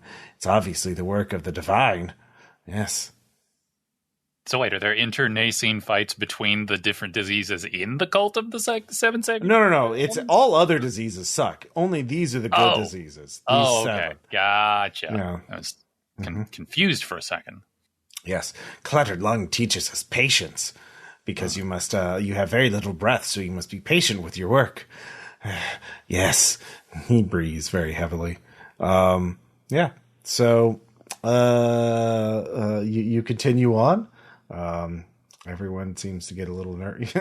How are you all taking being surrounded by these possibly heavily diseased cultists breathing and sweating near you? I mean, I don't have germ theory, so I don't. The air seems clean, and therefore the miasma will not infect me. Okay, yeah, that's fair. Get sick, I'll kill and eat someone to heal myself. That's what I do. Okay, yeah, that's. I can refill I can use my rebreather for the next 3 hours before refilling. Be a healthy person. That's how you cure. Okay. If I'm really sick, I won't kill the healthy person before I eat them. All right, fair enough. Valanthe only in trouble if the spider form gets sick, right? I assume that's how that works. Mm-hmm. Yes, I mean, what spider form? What do you know? We've all. What did I say? I didn't say anything. We've all seen it. No, you haven't. Quiet. Just take shallow breath. All right. So, you all continue on. You go up the passage, this throat type passage. The coloration of this gradually turns from, dark red to sort of a gray. The meat, the flesh tissue seems more calcified, more dried out. Petrified. Esophageal ascent. Yeah, exactly. It might be turning into a shell. Yeah. Oh, God. I swear. I swear. There is an excavation into this, possibly a spinal column, that forms sort of a road or a series of stairs for you to follow up. So what you're saying is that this is Spinal Tap. And eventually you come to the nasal cavity, or you think a nasal cavity of some kind. The cultists usher themselves in. And then, of course, there are the cult guard, the initiates there, who are... it seems like the more experienced cultists are the ones doing the meditations, while you're left with the newbies, the acolytes, who are wanting to impress them. They're armed with an assortment of crude weapons, and you can, in the distance, you can hear marching coming towards your position, but they're a ways off. So I'll just ask each of you, what are you doing to prepare for the upcoming fight? Yeah, it's basically just going to be a big fight in a long, in this big tunnel, for lack of a better term. So yeah, Garanhon, what are you doing while waiting for the fight to begin? So I'd like to see if I can use discern in this to see if I can. Actually, I take that back. Could I possibly use mend to see if there's any way we could basically cut or cleave out different hiding areas to give us more advantage when they during the fight when they come down to this? Since this is a giant organic space. Well, this is the more petrified part of it. It is more rock-like. Okay, but you can still make a roll. I'll give you something if you succeed. Okay. So if nothing else, giving us maybe just a little bit more maybe you could use delve to like Sam Fisher your way up above where they're going to come through, and then drop down behind them. That's another thought too. So yeah, let's go with the delve option then. So okay, because I don't think there's anything else we can create into cartilage works. I guess let's try that. Well, the ceiling highway definitely works. Yeah, you. I can be really loud. Will that work? You take 4 blood stress as you climb up and get to the top of the roof of this tunnel, and then fall straight onto your back, right onto your head. How much blood? Turtle on his back. That'll just be 1. So all right. So yeah, you have 1. Why aren't I helping? Yeah, 1 blood stress. Why aren't you helping? All right, barely avoided fallout for that. Yeah. So the Garanhon, you just spend the rest of the time recovering, getting your bearings. The acolytes around you did not look reassured by that. Outis, what about you? Well, I mean, since they're not here yet, I'm going to go ahead and cast Frenzy of the Sky Court, but I will be ready to do some killing. Mm-hmm. So it's evade plus occult to cast. I fail. Okay, that's 1d5. 5. That sucks. That's 3 mind stress then. I don't have to benefit. Fine. God damn it. And you take fallout. Of course I do. Yep, because the dice bot is hungry apparently. we've Because gotten dice bot everything out of loved it. us. Yeah. It does not. Clearly. You react in a strange way. I like creepy. Yeah. Let's see here. You react in a strange way that weirds out your friends. Tell us how. Well, I go through the various ritual motions to cast my spell, and then right as I reach the end point, it is as though a videotape reverses. I go through all of it again backwards, and then I go through it forwards again, and then I go through it backwards again, and then I go through it. I do that for like a little while. Okay. Let's see here. So, Garanhon, you take 1 mind stress. Does that resolve immediately, or is that an? Yeah, that's immediate. All your friends take mind stress. God damn it. Yep. So Garanhon, you take 1, and so you're fine. So you have 1 mind stress. Let's see here, and then Rakk, you take 2, and you yeah, 2 mind. Everything's fine, Ross. And then Valanthe, 4. I want that mind stress. Nope. You get fallout too. So let's see here. Ross is just going to keep giving everyone creepy, and we just drive each other insane. I'm kind of tempted to do that. I'll take it. No, I'm going to give you something different. Let's see here. Oh, I wanted to creep him out. All right. No, you, as you do that, your panic mind breaks for a second and reforms an arcane pattern. Down here, the old magics of blood and bone work better than they do on the surface. You immediately cast Etheric Scourge on a nearby ally, but mark no stress for doing it. This fallout can be upgraded. So a nearby target takes D6 stress as raw magic boils out of you and into them, burning their skin and hair. Outis, you take an additional 4 mind stress. You wanted the mind stress, you get it. Yeah. All right, I'll take it. All right, you're fine. I think. If you're ready, come and get it. Yeah, I'll just say, yeah, you take it. So, yeah, 4 mind stress. Let's see. I'll accept that. Yep. All right. And... all right, team. Good warm up. Good. Let's go make a difference. Yeah. I mean, that was just me and Garanhon. Yeah, that's right. That's right. Rakk, what are you doing? So we're about to face a bunch of cultists. Yep, there's a bunch of allied cultist acolytes with you. They're nervous, not really terribly inspired by you all so far. Anyway, I could use maybe some of the liquids or fluids from the corpses or whatever to maybe create something to add a kind of slightly toxic element to my arrows. Oh, yeah. Make a hunt check. Ooh, I like hunting. Mm-hmm. Jesus Christ. Yeah. Jesus, yeah.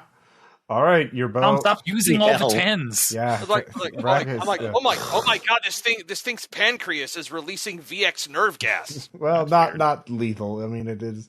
I'll say your bow is upgraded a die size for this maybe you fight. find some of that hallucinogenic meat juice, and if you shoot them, they start tripping. So yeah, what does your bow normally do? D8. All right, it'll do D10 for this fight. Ooh, like smell like. Oh, that is so horrible. That is going to make them wish they were dead if it doesn't kill them outright. All right, Valanthe. I'm going to give the troops a pep talk. All right. That's probably for the best. Compel plus religion. Yeah. What do you know? I know that as we step in here and we face off against the Zeradothians, that your confidence in us may be a little bit lacking, but I assure you that when the chips are down and when the adrenaline is flowing through our veins, and right now there's nothing in my veins, but once my blood needs to flow, I assure you that it will. We are a force to be reckoned with. So take comfort in that this is not the normal us. And when you see the real us's, they're going to crap themselves in fear.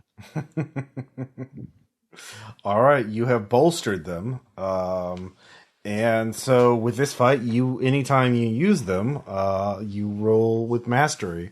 But the first time you fail a roll with them, they will break. So you get to choose when you use them, and they can be used to assist any action. You get an extra die. As they rally around you. The first time you fail a roll after using them, you lose them. So, sound good? Sounds good. All right, so mostly it's going to be you guys using them, though. You understand that, because I'm going to be doing weird witch stuff. Mm-hmm. Yes.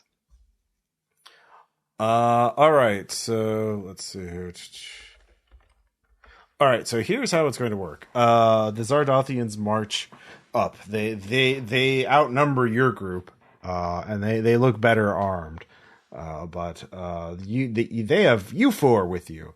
Unfortunately for Garanhon, there's a team of them that have armor, and they have it looks like heated spears or spears that are linked up to some sort of battery thing.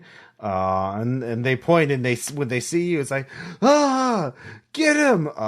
So it looks like they have armor piercing weapons specifically for you. So, So basically the way this is going to work, you're each going to have to defeat on average 2 cultists, which I will treat as basically one enemy. Except for you, Garanhon, you have to take down a team of 3, and they have piercing. Because guess who's in trouble with them? It's you. So them. Yeah, them. And they have armor as well. Not much though. But for the other three, so for the everyone but Garanhon, they have resistance 10 or standard difficulty. For Garanhon, they're also standard difficulty, but they have 15 resistance and protection 1. So, and piercing. So, yeah. Okay. And they all want to stab you and beat you up and either capture you or kill you. Whatever happens first. It's just a mass brawl now. And of course, basically there's more than, 2 per each of you. There's way more than that. But of course your allied cultist will also fight on your side and take those numbers down. It's also a tunnel there. You can't flank around entirely. There's only so much width to the tunnel, and you don't have to kill all of them. After a certain point, you will break them and they'll run away if you win.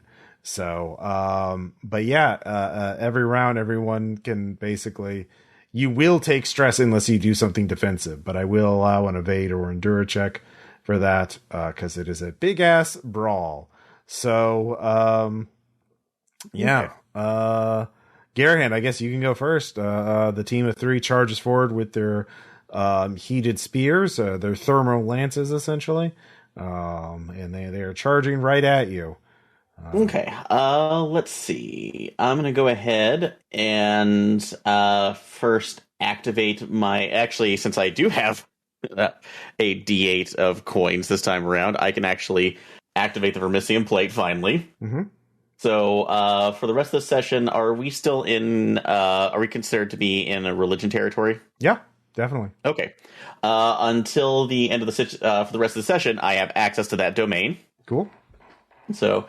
And a silly question right now. Can I only activate like one ability per turn, or is it? I mean, if it says it lasts the rest of the session. Oh yeah, well that's just what. Yeah, I was like, if I could activate like multiples at once, or if I'm just activating one and that's done. Well, no. If it lasts for the rest of the session, you could have activated it while you were waiting for the fight to start. Okay, so all right. Yeah, in that case, if you don't mind, I want to go ahead and hit my overclock. Okay. So that means my weapon is going to gain the brutal tag. Okay. And I'll make it an immediate attack. How long does that last? Is it just one attack, or is it a scene, or does it I think it's it sounds like it's just one attack though, okay. Because it sounds like it says you can make an immediate attack. So yep. Yeah, then make your immediate attack. All right, and I am going to be marking D4 stress after I push my luck, since it's straining the engines. So that means I'm going to get 3 dice on my attack. Okay. And since they're normal size, it's going to be D10 unless you let. The other bullshit right now is hitting it at 110 and trying to hit all 3 of them at once, which seems like it would be risky. I'm treating them as one pool of resistance, so there's 3 of them. Each one has 5, so it's 15 resistance total. So you're just... Could I utilize that, saying I could use the larger, the D10 side of my sword then? If I hit... What is that, Dragon Killer? Mm-hmm. No, because they're still all human-sized. Okay, no worries. So, all right, let's go. And that hits. Okay. So go ahead and roll damage. Okay. You do not have Pearce... Well, no, you get to roll 2d6, because... Yep, because I have brutal on it, so for this turn. Mm-hmm. All right. Yep. Do you have piercing? I do not. Okay, so that's 5 stress you inflict on them. And they are going to stab at you backwards. So you can give me evade or endure to not be harmed by them. Okay, I'll go ahead and go endure then. And obviously religion tag would work. Yep. Damn. You're really fucking good at it. As I straight on, I just duck down, pulling the train shield over the train door shield over myself. Yeah, you parry those lances. Really? Yeah. Yeah, it's very bullet timey. As the cultists swarm around you and try and stab you, but you wound. You actually kill one of them. There's 2 left now. And you throw his body into the others, knocking them back. And yeah, it's a very dramatic. Start coming off the vent as I bring myself back up to my full height, and you can hear the seal bones locking into place. And you have D fortune, 1d4 fortune. Oh, yes. So let me roll. Okay. I'll just roll. So 2. Okay. All right. So 2. So 2 fortune stress. Well, let's see. Let's just check that out. Never mind then. You let me have my one cool moment, and then it goes right back into the normal. Yeah, well, don't blame this on me. This is entirely Our reliance on Dicebot. Yeah, Dicebot wants to fucking kill you, man. I don't know what to tell you. So well, it really just wants you to be profoundly unlucky. Yeah.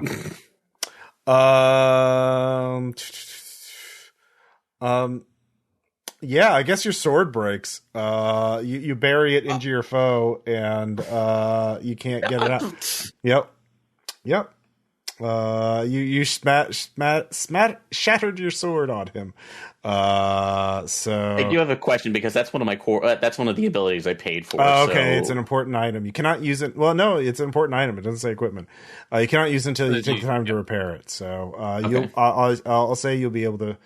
You can use other equipment to fight, obviously. But yeah. Okay. Yeah. It is the thing that makes most sense for the story.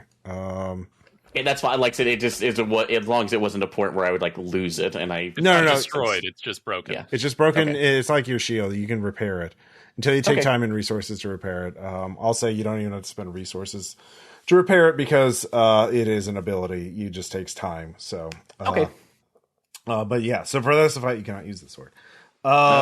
So yeah. Let's see here. Next up, Outis. Yeah. Oh, yeah. There are 2 regular cultists trying to shank you and screaming about Zardoth. Zardoth is great. Zardoth will free us. Zardoth. You actually feel a little light at the back of your head and said, just tell them you're on their side and they'll let you live. I'm going to go ahead and cast my spell again.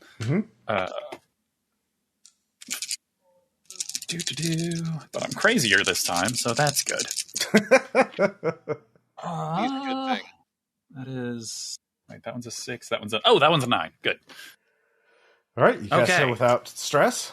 So Yeah, Frenzy of the Sky Court. Weird, whispering cosmic energies, and I seem suddenly much more twitchy. All right, yeah, come on. Say it to my face. Zardoth! So yeah, you can give me a evade check or endure check. I shall do the evade, because that's the one that I have. 10. All right, you're also really fucking slick, and yeah, you're basically I'll give you a mastery die in your next attack because you position yourself perfectly. You're flanking them as you easily evade their attacks, almost as though they were positioned there. Perhaps your Zardoth is letting them be killed by you. Yeah. But nah, it's all you. It's definitely not your... Yeah, no, it's all paranoia. Everything's paranoia. It's great. Rakk, you can shoot your bow at the cultist charging you. That is what I've been wanting to do this whole time. All right, that hits with no stress. So go ahead and roll. 3. Isn't that a brutal?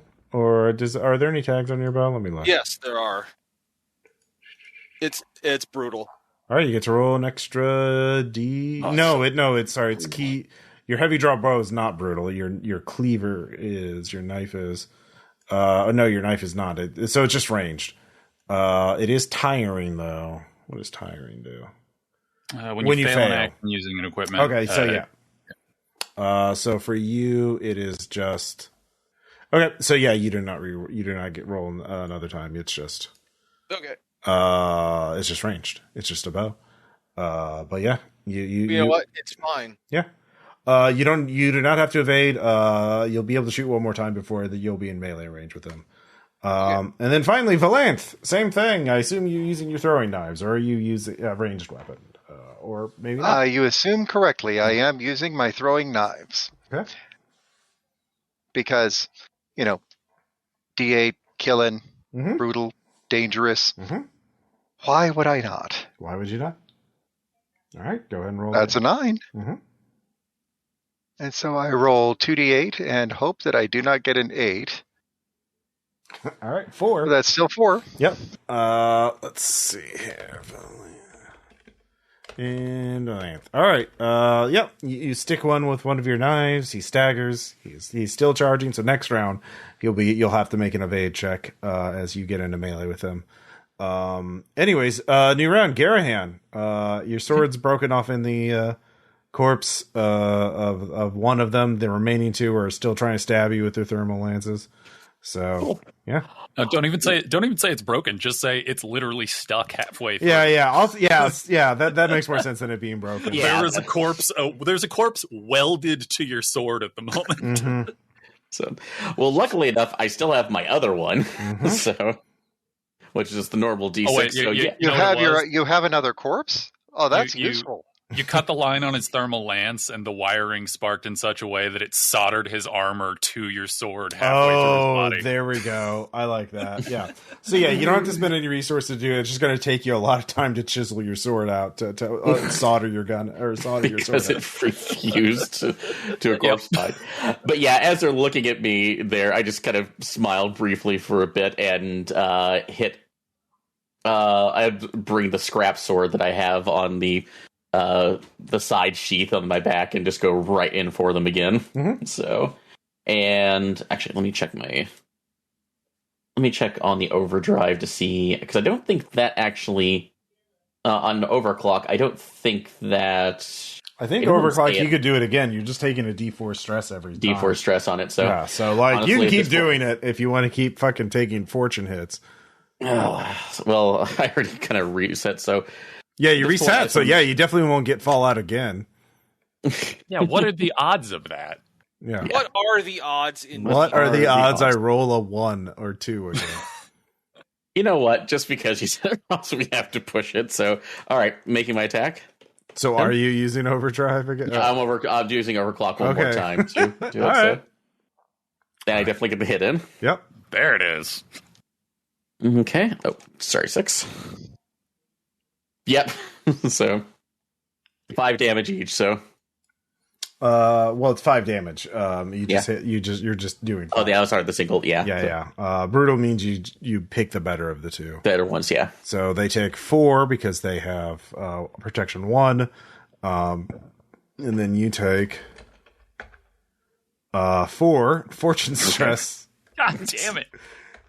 But it doesn't matter.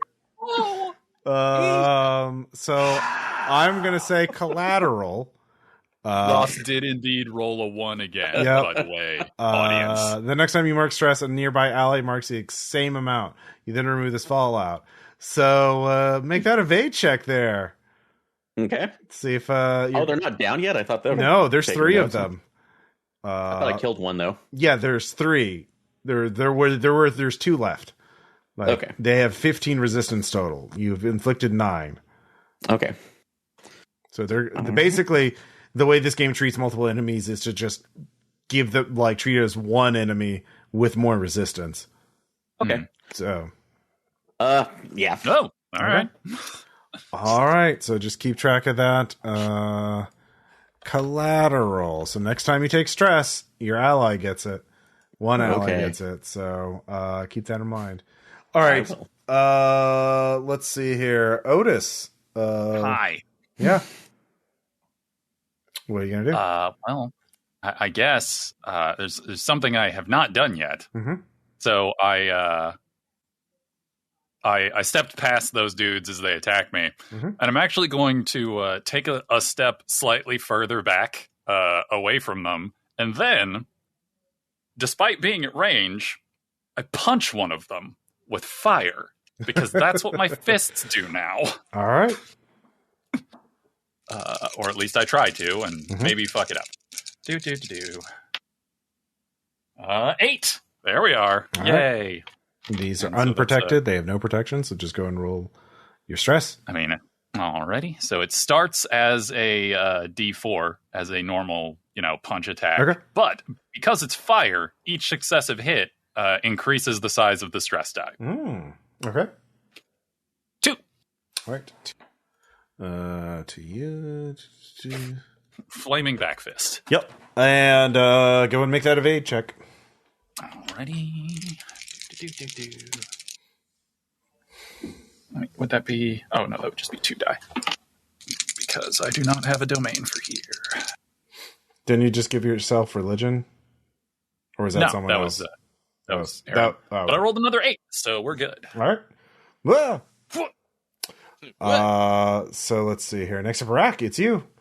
After this shot, they will be able to make a melee check. Yeah. Why do they gotta be that way? Why do they gotta be that way? I mean, you could kill both of them with this. 8. All right. Roll D10. It sounds to me like you just made a man kebab. Maybe. You do. 9. Shit. You actually kill both of them with this.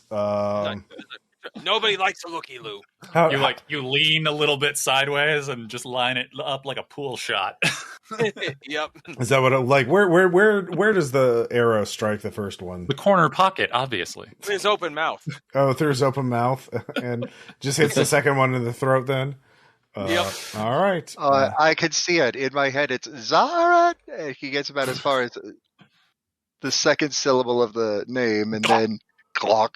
Yep. My cool line is like, "Sorry, I didn't catch that." All right. You do not have to make an evade check because they're dead.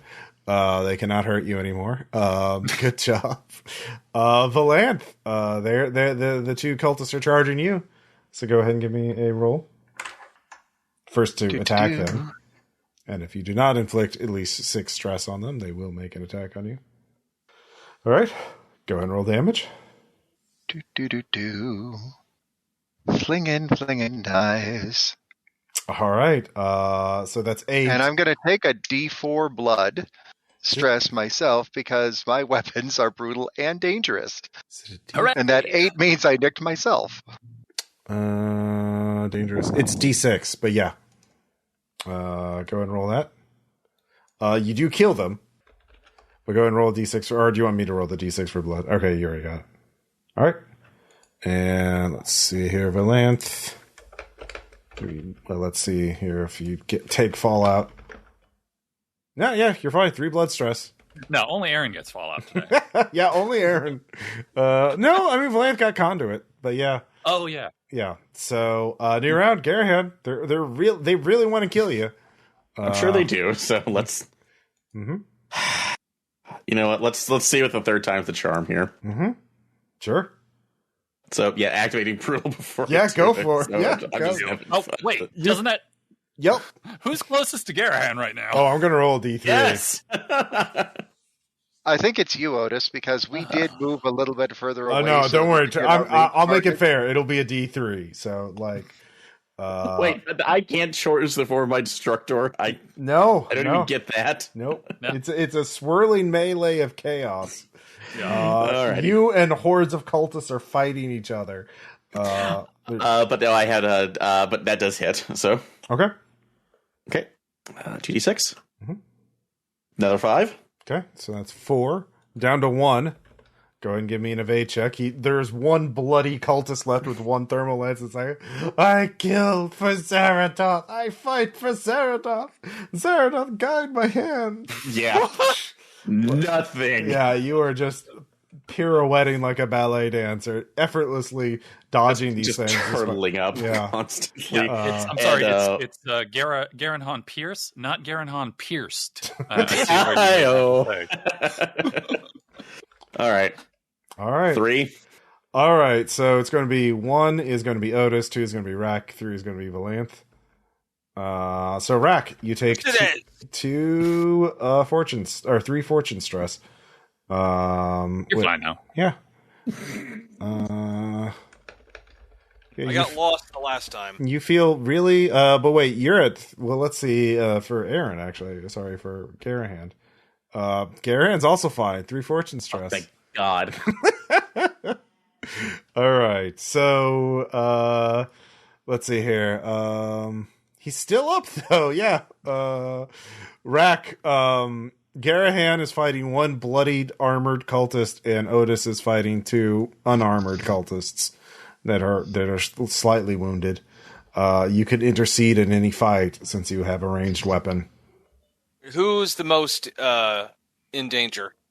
That's entirely up to your perceptions. I don't know how to qualify that. All right, I'm going to take the heat. I'm going to try to take the heat off the double team. Okay, attacking Outis' adversaries. Go ahead. All right. They're certainly taking less damage. Oh. Fuck. All right, roll a d12. All right. It was a great shot, though. It was technically a very good shot. Monk Slap continues to haunt us till this day. You think you're unfortunately this particular cult has been losing a lot of weight, so his robe's a lot bigger than it should be. You thought you were gonna go right through his torso, it just cuts in front of his robe, so you just leave a nasty gash in the front of his robe.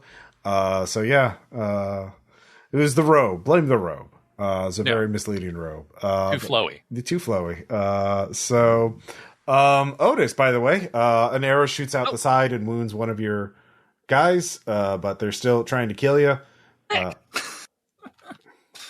All right. Well, I will. I'm gonna punch them again with fire. Go for it. Is gonna be my. Come on, dice. Whiff. Nope. All right. I fail. All right. They stab you. Boo. Yep. They have swords, so it does a d8, which is 1. Do you have blood? And I have 2 blood protection right now, so. Ding. All right, you're fine. Yeah, there's a weird magical sparking and no dice. We both make fools of ourselves. It's great. Yep. Valanthe. All I can say is I am so glad that I convinced my party members to put the cultist robes on over top of their armor to hide the fact that they were wearing armor. Mm-hmm. All right, so Valanthe, there's one cultist fighting Garanhon, although it feels appropriate to let Garanhon finish that last dude off, so maybe you want to help Outis out. I think so. There's one of Outis's that hasn't been wounded, that's kind of cackling, that's... Oh, they're both still up. They're both still up. One is heavily wounded, one is untouched. But, again, I'm treating them as one resistance pool, so yeah. Okay. For flavor, I was going to say the one that is unwounded that keeps going, Zara doth this and Zara doth that, is going to choke on those words. Sure. Because I'm going to make him spit his own blood out. Cool. All right. Blood and bits of sick. Go ahead and roll your... All right. That's 5 stress. You kill... We're piercing at that. Yeah. Well, only the ones fighting Garanhon are piercing, or have protection. But yeah, you kill one of them. There's only one left, and he's too surprised to try and stab you. So good job. So new round, Garanhon, finish off the last. Oh, that was actually a ranged attack, anyways. Oh yeah. All right, so we will not be using this turn. Just take the swing. Yeah, we'll just take the swing. So you just need to get 3 stress or more, basically. Well, I mean, your collateral thing is gone now, though. Yeah, it's true. So yeah, no more collateral. Oh, there you go. Yeah. All right. Don't think that's going to be an issue, and watch me get a 1. Okay, I'll watch. No. Okay. No. Okay. That was better. So. All right. Very good. Yeah. So I just, as he's coming up to try to attack me, let it go through. And just looking at him for a second as he's hanging there. You do not impede the way of the oncoming train, and I throw him off the sword. Yep. It is the fight is definitely dying out. Outis, let's see if you can finish the last cultist. All right. Well, this punch thing is just not working for me so far. I thought it was cool, but whatever. So instead, going to cast my my air blast shotgun spell, Brisk Conjuration, which is is there still 2 of my dudes left, or just 1? There's 1 stress worth of them. Okay, it'll be fine. It's debilitating, so if it hits him, it'll knock him on his ass, and somebody else can kill him. I'm tired of his shit. No, he literally has 1 stress left, so like. Okay. Well, in that case, I'm just going to explode him with this blast of air. 9. All right, he's dead. You can't possibly resist it. So I'm rolling damage anyway, just because I'm curious. All right. 3. I was about to say, if you don't roll damage when you've got 1 hit point left on the guy, you're going to make me cry. Yeah. Oh. All right, so you've defeated the cultists. They retreat. After you've broken the first wave, the remaining cultists of Zeradoth lose their will to fight and retreat back. Oh God, we're dying. Yeah. They were not. They may be retreating, but they're still going to take a couple of knives in the asses as they run.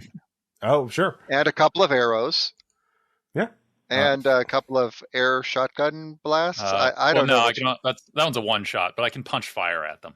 Mm-hmm. Yes, punch the fire at their asses too. Like they're going to end up with cut ups, shot up, and burned up rear ends when they get back to their leaders. It's long distance spanking, is what it is. It really is. So the cultists leave. Well, they finish their ceremony. And you are all left there. So you can rest and recover. Let's see here. But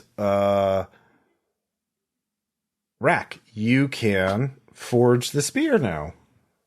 It's time. It is time. So, with the remaining 3 of you standing guard to prevent any other incidental intruders, you go into the nasal cavity and you meditate.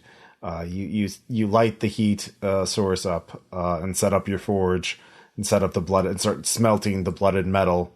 And it's almost though you've done this before. Perhaps your hands move on their own accord as you feel the energy of the bones and of the spirit of the hunt seems to flow through you. You work quicker and quicker. As the work, it just, you go into a trance-like state. There's no need to roll. But you can, there's no need to roll to forge the spear. You will make it. But, you can, what are you thinking as you do this? Do you embrace this fully and trust your instincts? Do you try to understand what is happening here? Or do you try to understand the spear itself?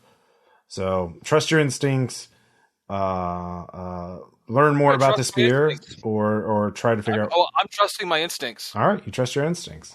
So touch. Just let it happen. As you do so, you sense death on a great scale, and part of you feels the death of this creature, whatever it was, eons, another universe ago. But you realize you are tapping into the creature's death itself to draw into the spear. That's why you needed a place of slaughter. The spear is not a physical object. It is a container for death. And you realize instinctively that this is not a weapon you can use casually. It contains a massive amount of death. And this is like, it's a weapon for a specific purpose. Yes, so you can carry it around, but you can only discharge. Basically anything you hit with it will. Well, it's really gonna fuck up. If it doesn't kill, it's really gonna fuck up whatever it hits. But after that, it will either break or you would have to recharge it somehow. You're not sure.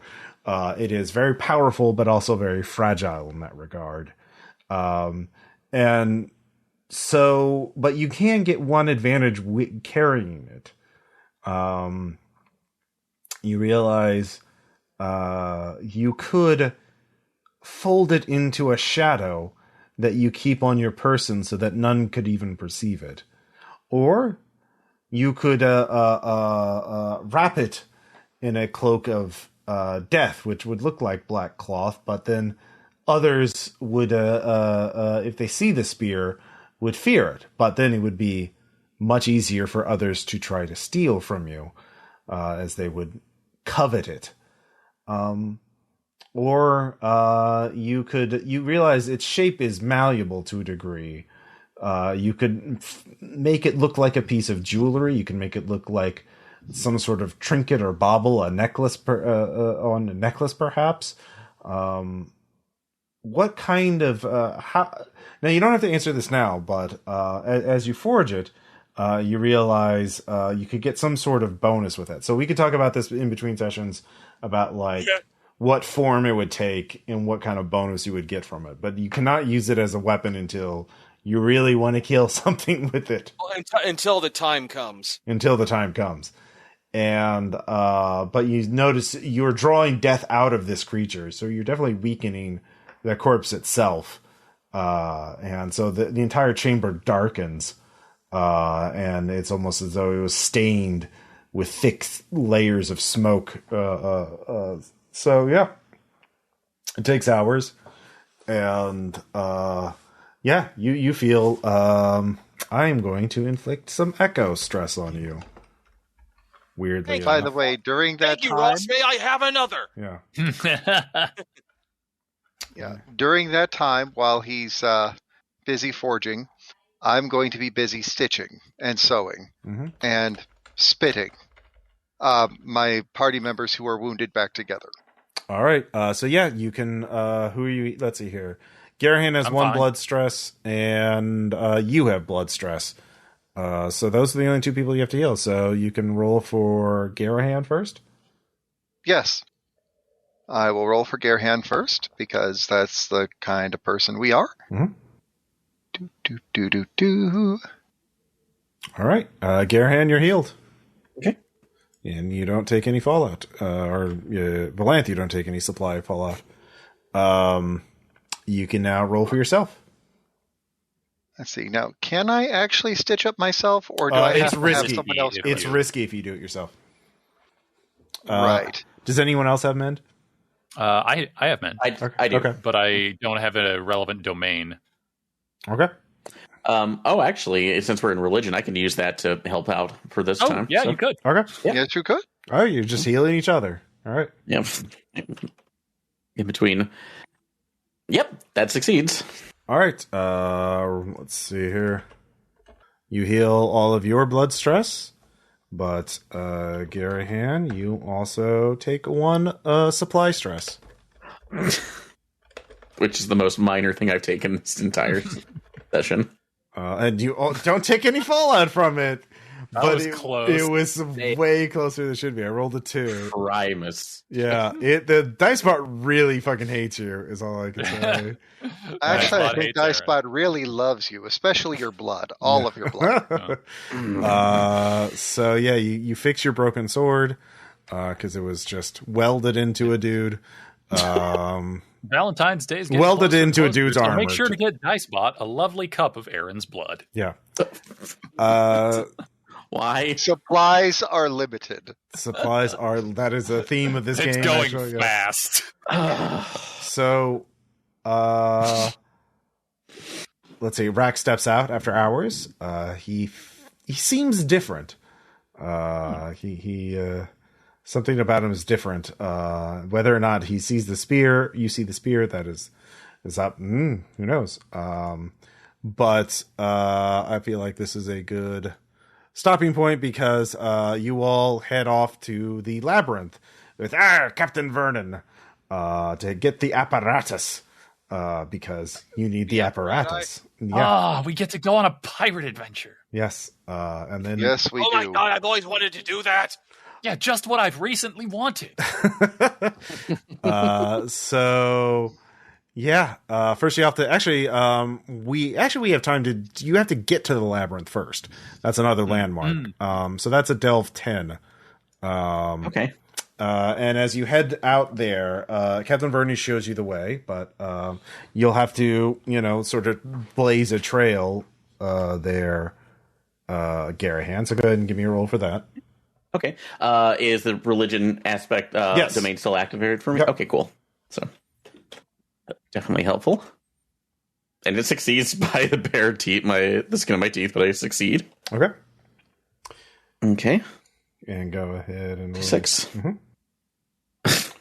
All right, so 8 So left. 2. Yep. You have 8 left now. You will take, I'll just say some blood stress as you start heading out of there.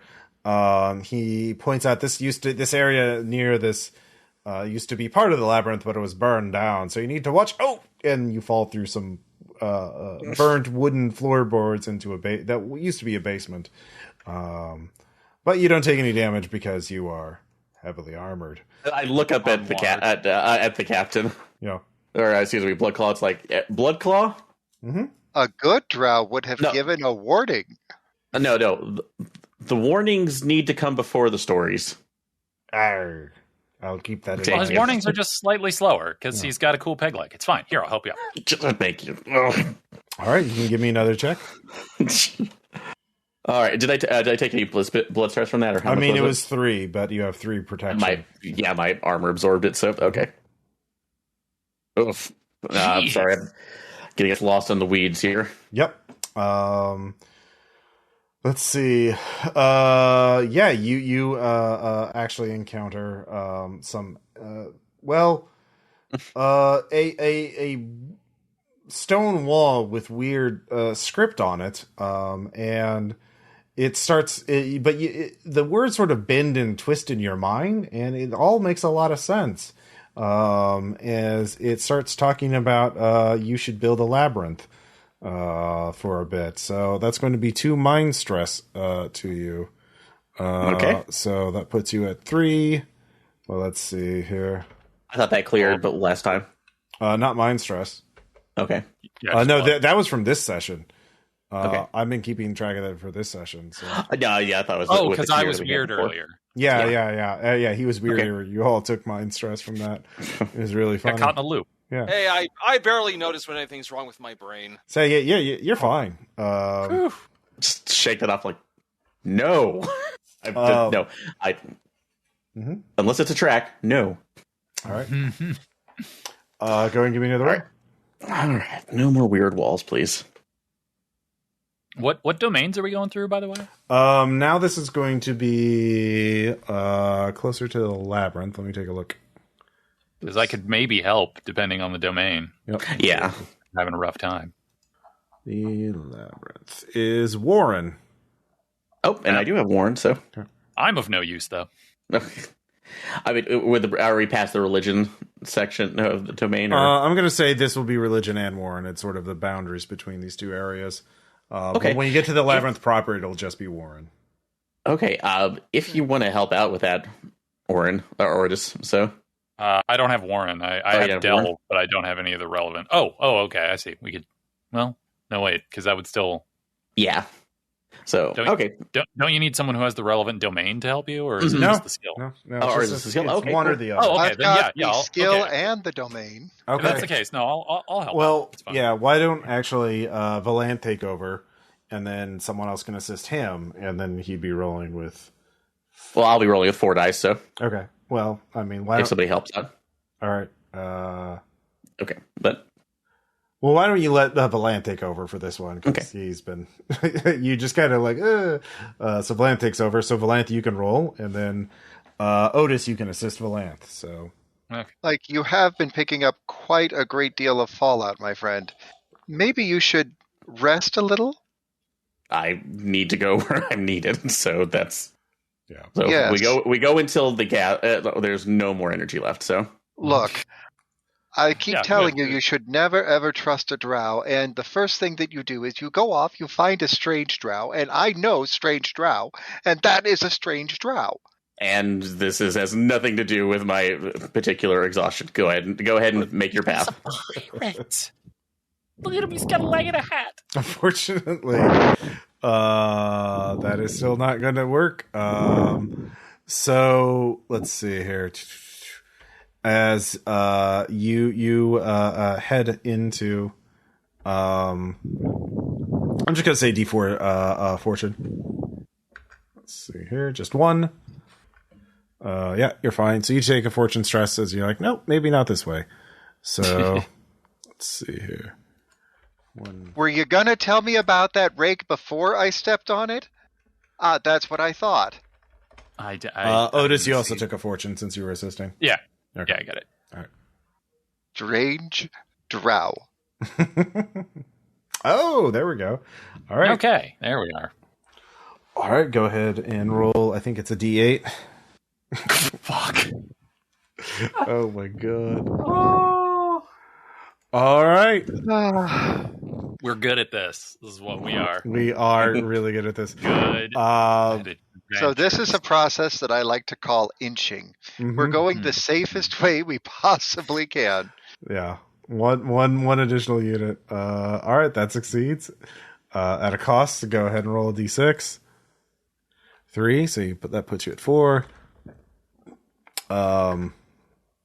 Valanthe, you take actually both of you are going to take 4 mind stress. As you both also start seeing patterns of mazes all around you, and it seems real interesting to you. So this place is amazing. Did you see that corn pattern over there? So Valanthe is going to take Fallout, so he'll wipe that, and so will Outis. God damn it! And both of you are going to get a custom Fallout. Oh my god! You both get labyrinth curses. So let's see here. You know, you remind me of the babe. The babe with the power. Okay, so labyrinth curse. Yep. So just so you know, labyrinth curse, minor, blood, mine, fortune. You're compelled to build mazes around things or people that you view as valuable at the end of every session. You don't build at least a little bit of maze. Mark D4 stress to mind. So yeah, it's getting to you. You're getting real eager to see this. In fact, if you succeed in the next delve check, you'll just get to the labyrinth because you're starting to see, it's starting to all make sense to both of you. You're both getting like really excited and optimistic about this. Yeah, this fits. Garanhon and Rakk, you both notice that Outis and Valanthe are picking up bits of scrap and just carrying a bigger and bigger pile. Okay, in my defense, I'm a junk mage, and I kind of do that all the time. Yeah. They found a card. So what you would actually notice is Valanthe is starting to do shit that would be normal for me to do. So, should we worry about this or what? Only if they start to actually form it into an effigy, that's when it becomes a problem. That's fine to me. All right. Worry about what? There's nothing to worry about. Oh, look at this darling piece of cloth. I think we can do something with this. Ooh, that is nice. Maybe you should let us take the last round so you can concentrate on this. Nope, we got this. He did. He got there. You're at the foot of the labyrinth, and so the labyrinth is it is a massive structure of shanties and you're right outside of it. So as we leave this session, Valanthe and Outis start making your own little addition to the labyrinth to sort of build a little room for you guys to spend to rest in after this long delve before you go into it proper. So you don't have to mark any mind stress. Outis, I just can't help but think quietly to myself, this scrap of cloth is the exact right size to go across that door frame there. And this way we've got a nice cloth door for our new room. Mm-hmm. I don't know if it's complex enough, but I have an idea. Yeah, you okay, no wait, hold it there. And then I'm going to use my staple gun? No, my Mark of the Weaver ability, where using the weird spiderweb ink on my hands once per session, I can fix someone or something in a matter of seconds, even if it would usually take hours of careful work. And instead, that's going to weirdly weave and stretch that fabric onto in a tent that looks over elaborate in a way that is kind of uncomfortable. Yeah, that'll be. You actually have to see. It's great because you have to go. You have to go in, but then you have to turn around that flap there and then duck under that, and that way you're safer in the little tent labyrinth. It's great. Yeah. Yes, that's perfect. Anyway, what were you guys saying about crazy behaviors? I don't see anything crazy.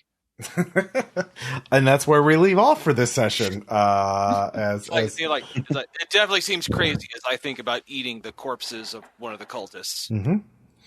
Yeah, you could have been like feasting on the corpse as you walked all. Yeah. I'm taking some parts for the road. Sure, of course.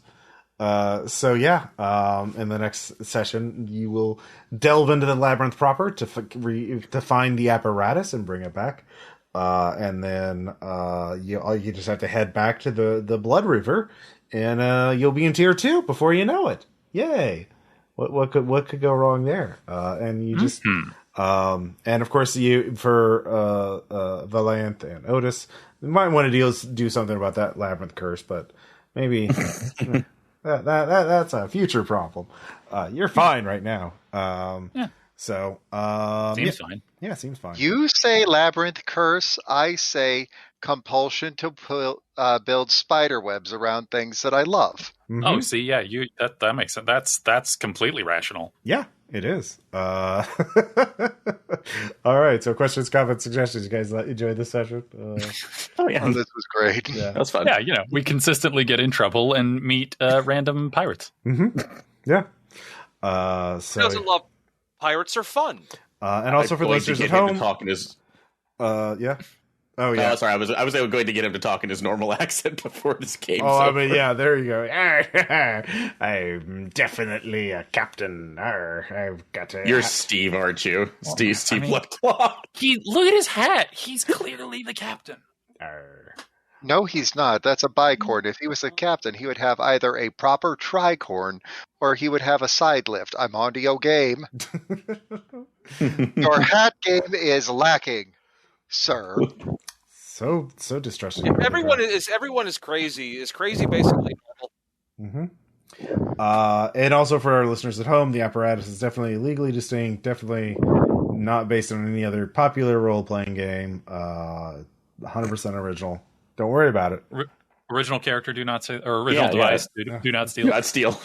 Yeah, exactly. All right. We'll talk to you all later. Bye. Bye. Bye-bye.